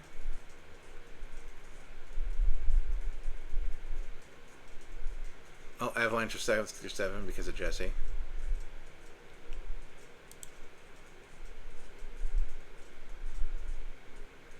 Lula Queen Among Bears. The Last Visitor. Legendary Landwalk is an interesting ability that's not super helpful. Baby Lasagna. Oh, Barrett because Jesse's in the background again. Balthier and Fran. This whole vehicle stuff means it doesn't matter.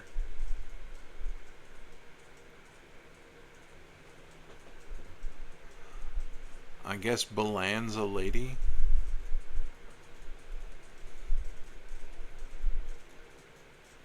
Players can't cast spells during combat. I do like that. Beatrix. That's equipment. We're not doing anything with that. Oh, Belladros is a lady.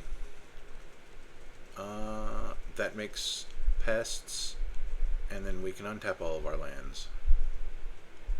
Oh, Braids. I think... Was this one or the blue one the game changer? Either way, I'm not particularly interested in putting them in this deck.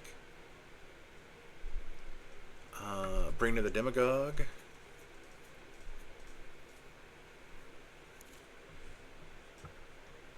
Bright Palm Soul Awakener.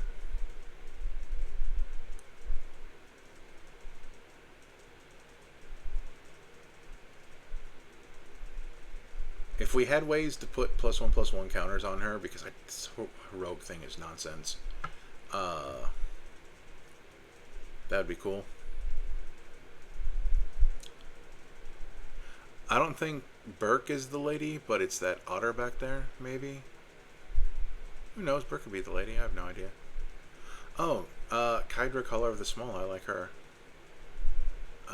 When they deal combat damage to a player. But you have to have other tokens for that to matter. But still, fan. Captain Sisse. Oh, I guess in this deck, since it looks like it's going to be all legends. Oh, Captain Lannery Storm gets us treasures. I don't think we'll be triple spelling, but man, that is some high aspirational stuff right there.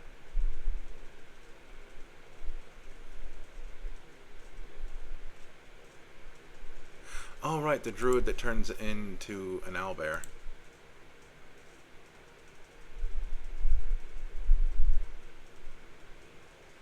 Celeste Rune Knight.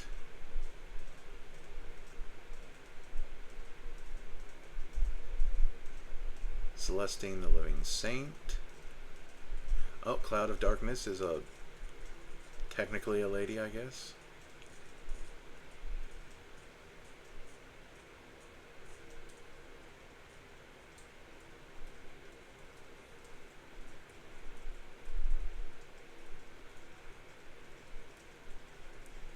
Oh, Delaney, she's not great. Easily, it's easily something that's just only going to do the thing once. But I like how I'm just a fan.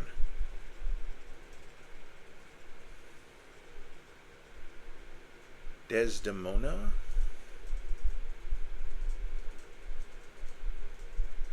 Dean of the Soul Steeper, and then D's of the Restless. That's the Lurgoyf commander. Oh yeah, Hazoret's a lady. Oh, this is two ladies. Who says activated abilities of creatures your opponent's control can't be activated. That's just a nice thing to have. I guess all the Dragon Lords are ladies.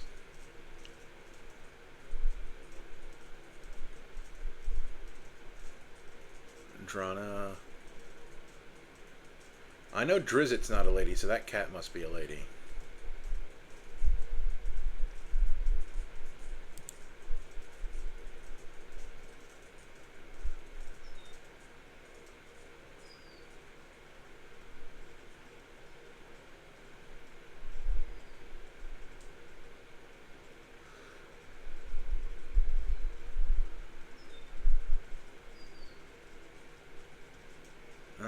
Oh, Edgar Markov has some ladies with him. I'm like, what?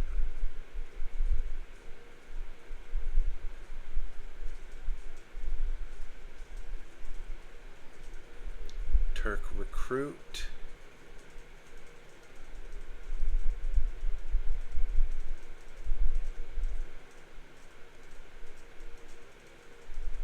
Oh, Mommy Norn, of course.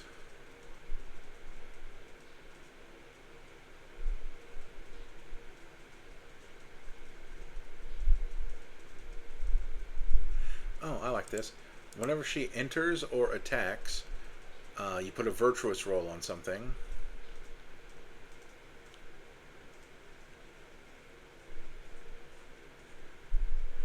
Which has gets +1/+1 for each enchantment control, so minimum +1/+1. But also it's a source of card draw.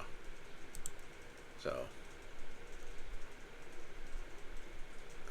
prevent all damage that will be dealt to creature tokens. Makes tokens.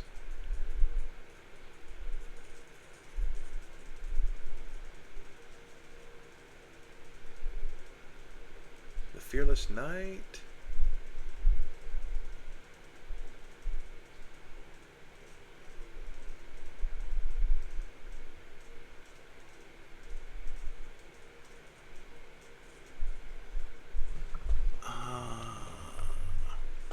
Sacrifice another creature or artifact.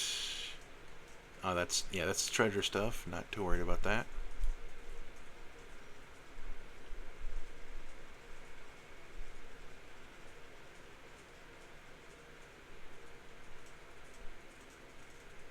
If both of these are ladies, they're both going in. I think they are both, so they're both going in. Because that was also the theme of the other deck, that it was ladies loving ladies. And if I go over a bit just because of this deck, it's worth it.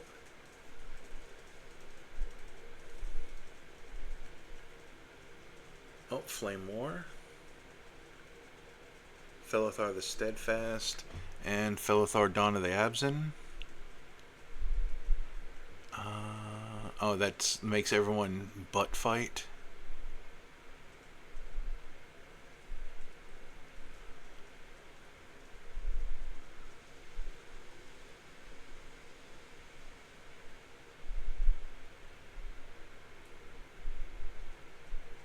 Oh, Fumiko the Lowblood is actually really cool. So she has Bushido X, where X is the number of attacking creatures. So whenever this creature blocks or becomes blocked, it gets +X until end of turn. And then it sort of, but not really, goads all of our opponent's stuff. Actually, you know, she's not going... I like her, but she's not going in this deck. Galia doesn't do anything in this deck. There's a lady somewhere back here. Goblins. Sagas. There it is. Garnet Bloodfist of Keld. Whenever another creature you control dies, we want her. She's cool. Galta is a lady. We have we've established that before.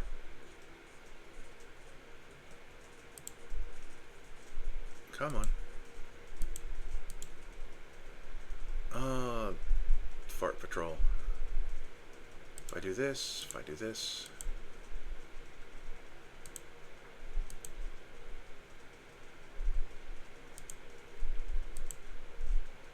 Darn it.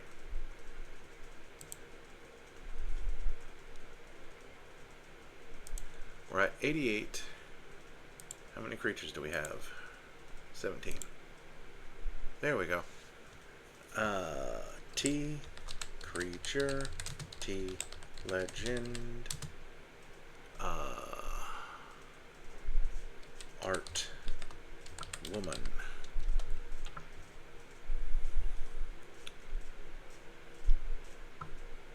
And we got a lot of scrolling down to do.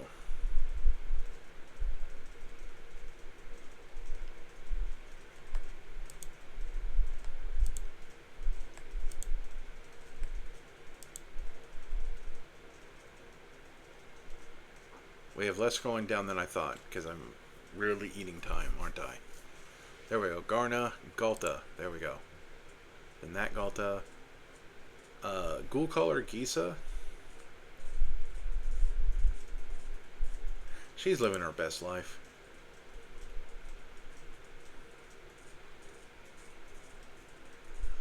Like, we're doing strong women, not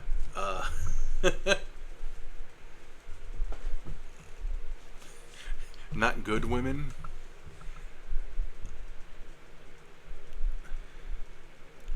We'll do this Gisa as well, but not this one because I don't know, because like we only have 12 crimes in the whole deck. We are going to do both this and Bruna. We got to scroll up for that because we missed her.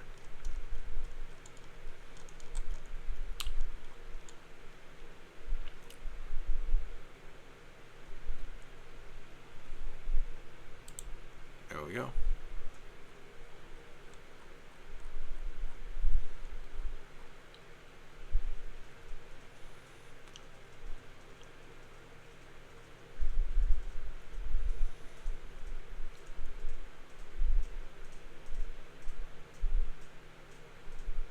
We'll do this one even though it's super expensive.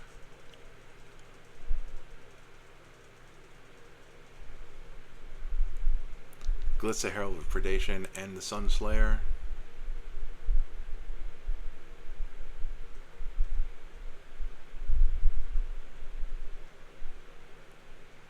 Actually, wait, we're not doing Phyrexian stuff, but we like this. Draw a card, lose life, or destroy enchantment, or remove counters from a permanent. Oh, Grand Warlord Rada, which also ramps us. Greasefang is cool, but we're not doing vehicles. Green Sleeves from my second favorite Magic the Gathering series after... Well, the first one isn't a series because it's just the one card. It's just...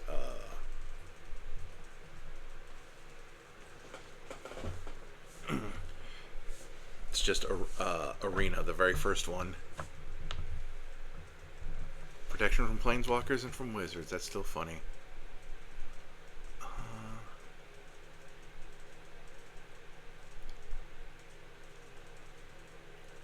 We'll do Helana and Elena, but not Helana and Elena separate. Oh, that's because Safi's back there.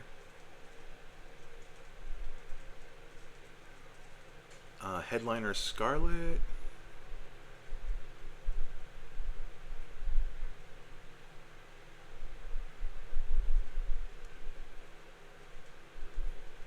Ikura Shiriki. Oh, right. I just didn't recognize. Oh, that's right. They put a bunch of partner commanders in Tarkir Dragonstorm because there was a lot of Tarkir cards with partner in the first place.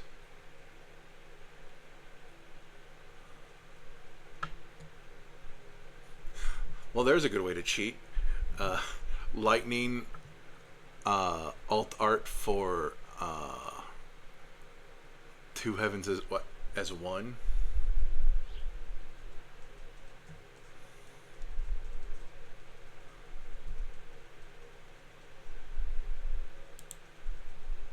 Where's her redo card? Oh, right here. She was one of the ones who was redone. Oh, good old Jax is the troublemaker. This is my type. One of them.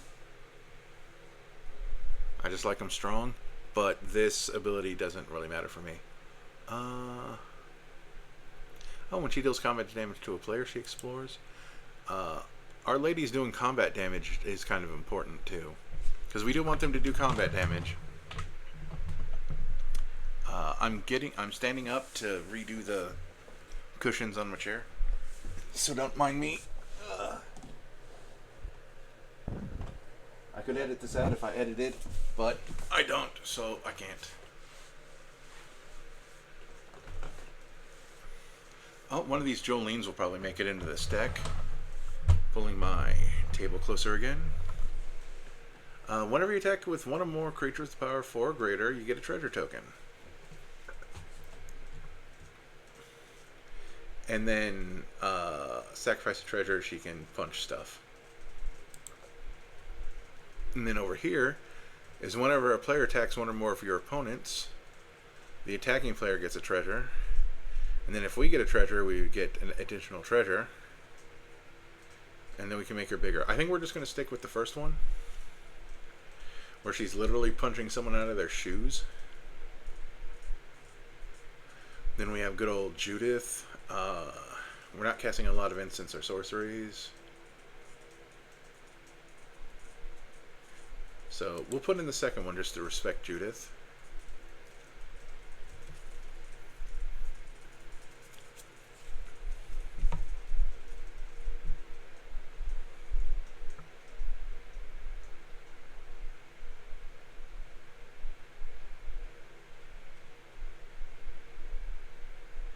Oh, whenever you cast a creature spell, we can ramp. I just want to check something, because I have no idea what is and isn't a game changer, as it turns out. What are we at? Oh, we're at 101. Okay, so we're going to pare it down after we've grabbed everything we want.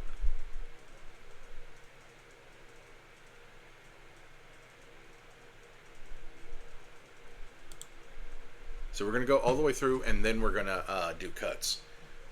That's not a thing we've done in a while.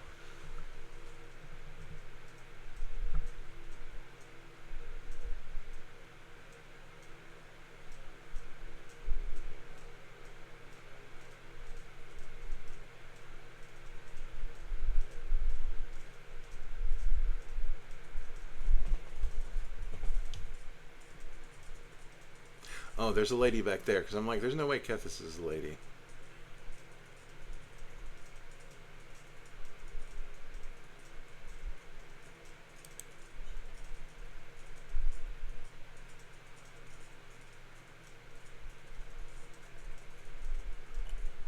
The Knight's Flower is just hilarious. Target creature deals damage to itself equal to its power. It costs 4 to activate, but that is just hilarious. If we could make that cost less, oh, that would just beautiful. No. Okay, that was interesting though. Yeah, Kolga is a lady. Sure, why not? Clothis. Oh, I do like Clothis for the graveyard hate.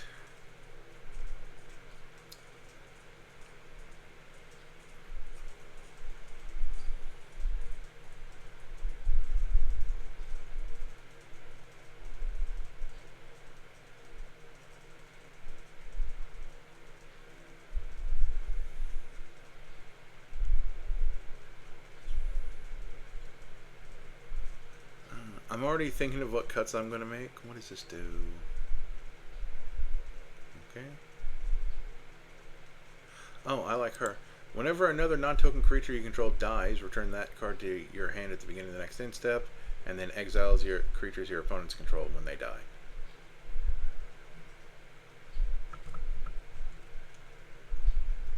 Oh, Lightning Army of 1.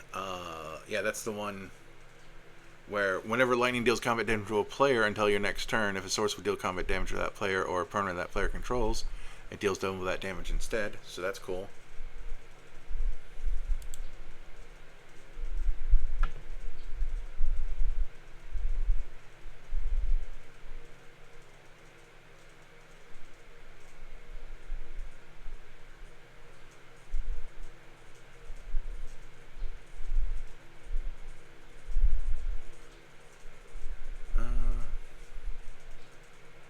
Magda. Oh, this is Zangief. I, I don't know how I recognized Zangief faster than I recognized Ken, and I didn't even read this card. Mari the Killing Quill is still a good card.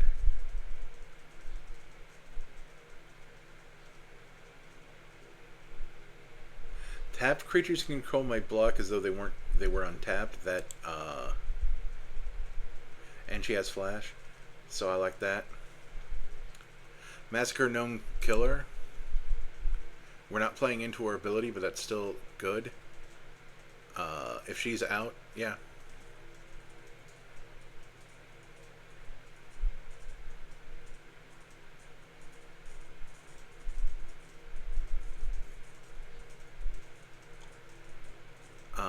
Right up here, I just wanted to point this one out, not going into the deck. But Marilyn the Morn Song is just a funny card that just makes games funny. Players can't draw cards. At the beginning of each player's draw step, at the beginning of each player's draw step, they Grim Tutor.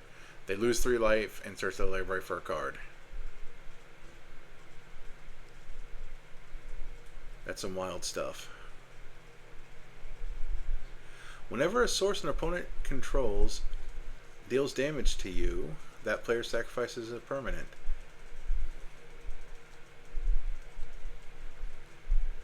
I don't know, I like that. Like, we're not here to make the best deck possible. We're here just to put a bunch of cool ladies into a deck. And they don't have to be hot. They just have to be cool.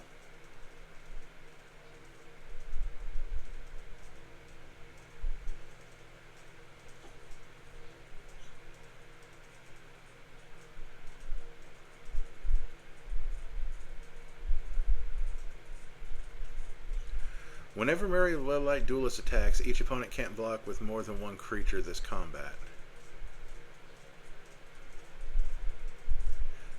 That feels oppressive. As long as she's tapped, no more than one creature can attack you each combat. Why does that sound ridiculously good?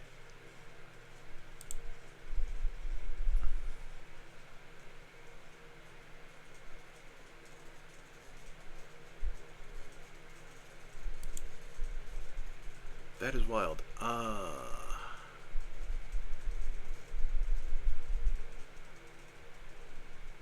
Mondrak's a lady, I guess.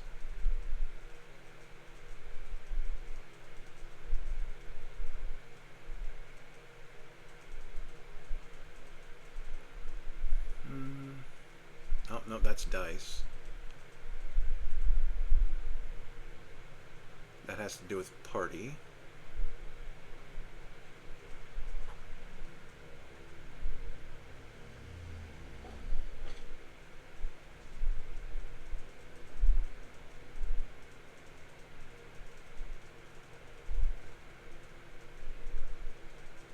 We are halfway through the alphabet.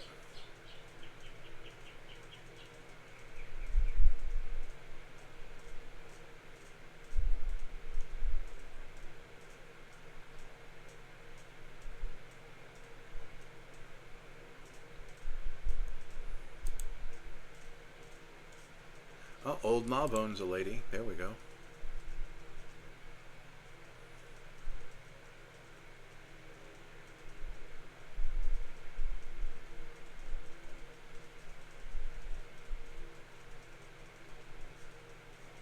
Oh, Palladium Wars is a lady.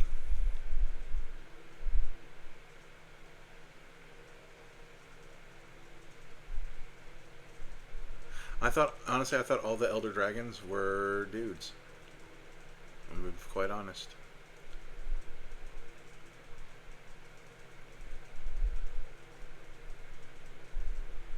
Oh yeah, good old Queen Marchesa. Let's introduce the Monarch.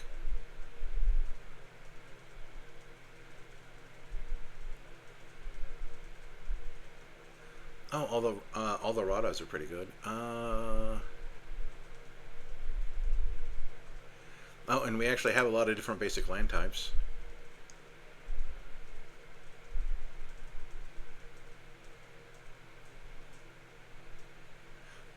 But we're only going to do one Rada.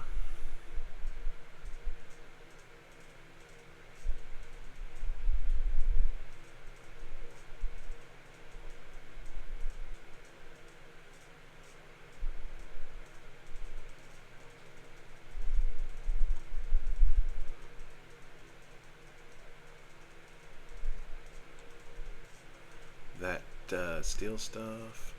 Oh, what does Renoa do? Alright, she creates the dog. The fire dancer.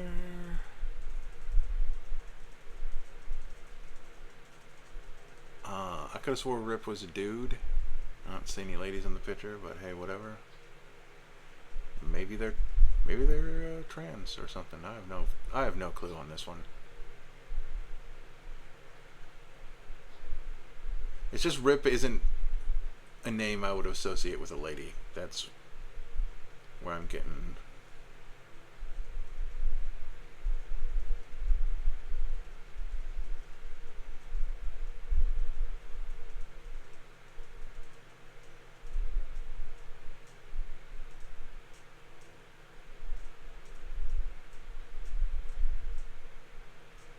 Oh, Roxanne Starfall Savant.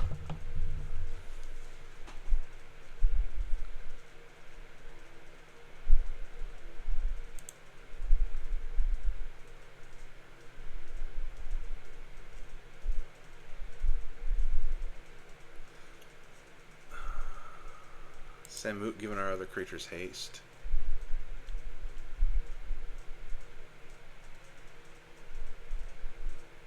Sarth is again giving Death Touch and Hexproof.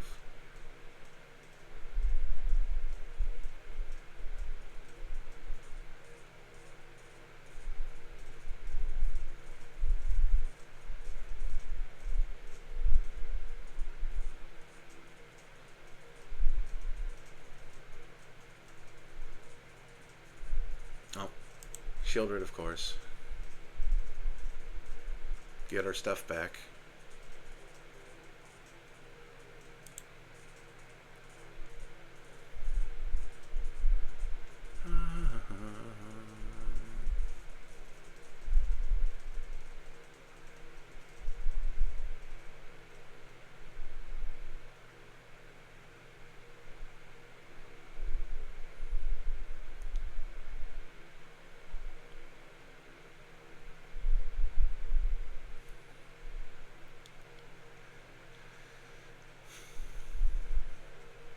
We're in the home stretch. Town of the Bloodslover we used the other day. Sir Ginger and Sir Gwyn. And Sir Kara. Oh, and Sir Armont. I think that means there's more lady sirs than dude sirs. That's cool. Tataru Taru.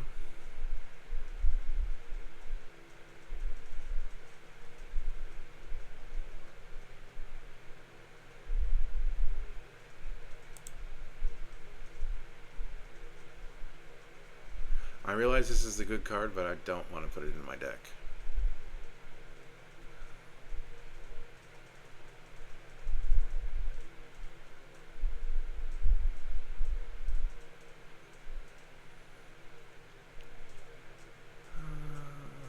The odd Acorn Gang. Jeez. Oh, the Tifas.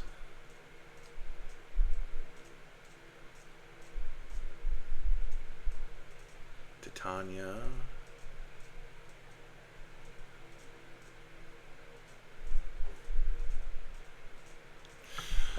Sandy Cheeks to get around being able to put Toski.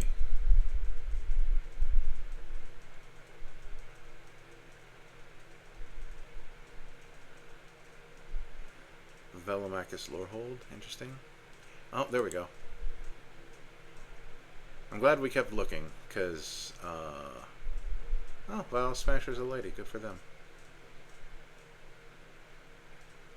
Smashing them vials.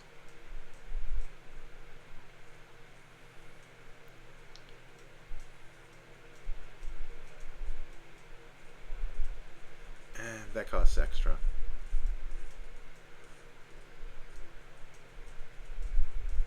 Oh, my good friend Zancha, Sleeper Agent. You know what? I don't care if she's not that good. She's going in here because she's one of my favorite characters.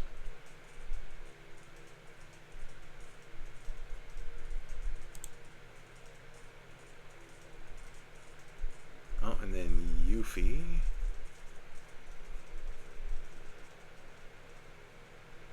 Oh, Talpa's a lady. Not going in here. I like to meme with that thing, but it's not going in here. So, well, we hit the 2 hour mark, but we will finish this deck. So we have 17 cards. So let's move this to a grid. We're keeping it like this because the things we are removing are definitely creatures. Let's go to the expensive side first. Galta can cost less, and I like Galta, Shieldred, Old Gnawbone. This Glissa, or Gisela, I should say. We're keeping both of our meld targets, and just because we're pretending. That's also our Sesbian Lex, I guess. Samut to give everything haste. Karametra to ramp. You know what? Let's get rid of this Ghoul Color Gisa. We're not going to sacrifice our other creatures. So if we see anything that's like, oh, sacrifice your other creatures, never mind. I don't like that we mill cards, but that's fine. That's fine. That's fine.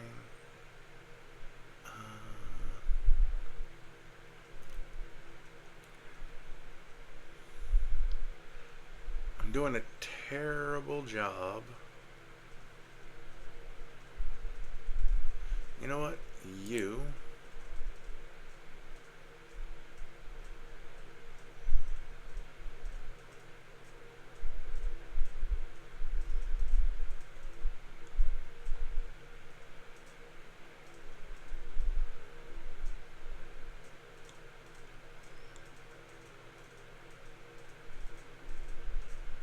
Let's get rid of that Glissa.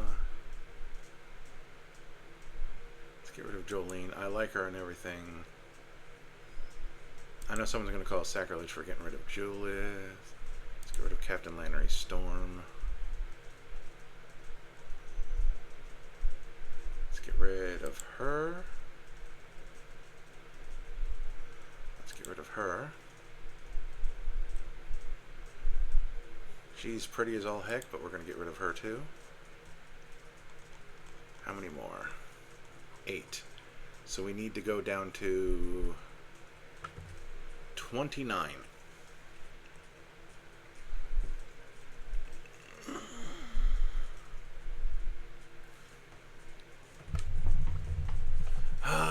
You know what? We're going to get rid of the melds. They're thematic for that reason, but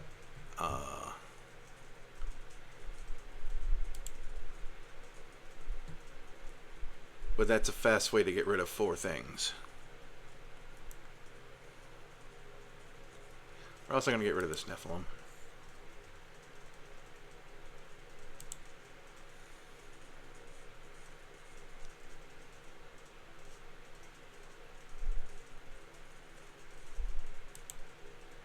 I'm also going to get rid of Samut.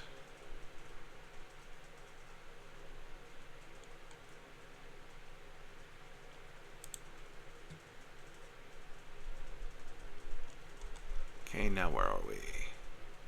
2 more.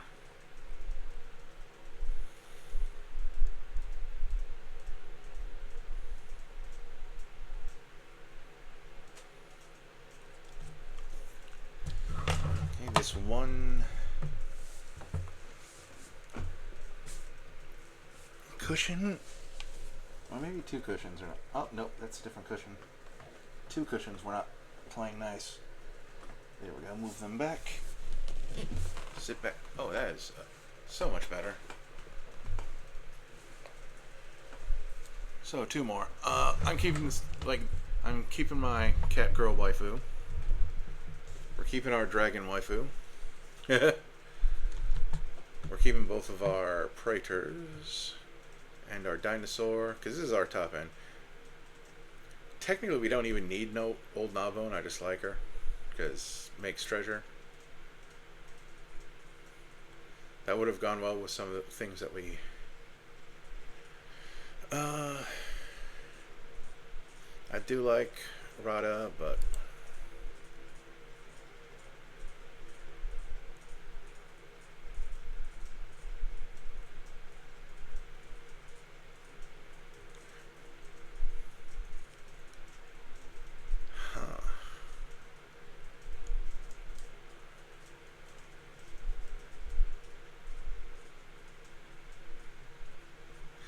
had 2 Radas anyway. Look at that. And I kept the one that sort of ramps us. So 1 more. Alesha can get stuff back, theoretically. So that's 2 things that can do that. Mara can create us treasure tokens and draw us cards. Although I don't... Let's see how many other rogues, mercenaries, and assassins we have.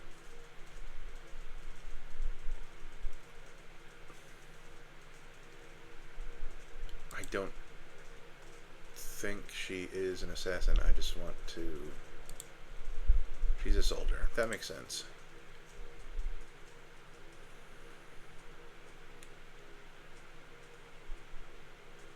Oh, she's a soldier. That's interesting. So, 2 assassins. Look at that. Non-zero number of additional assassins. Though she still needs to be on the field for you to get the effect. But still, that's cool. Anything that exiles our opponent's creatures, I'm fine with. I guess we're getting rid of Jenny, the generated anomaly. Sad.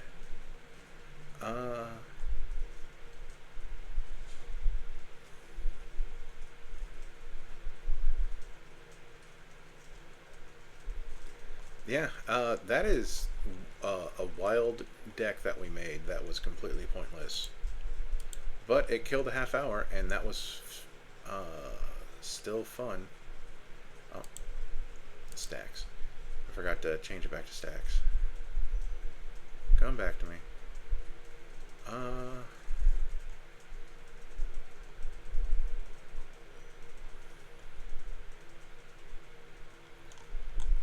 So,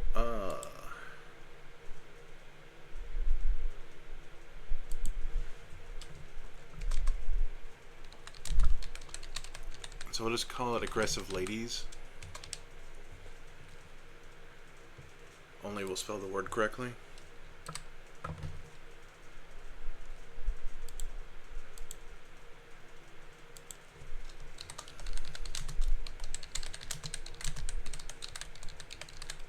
There we go. Another nonsensical thing. Next week is minus black. So I will see you then.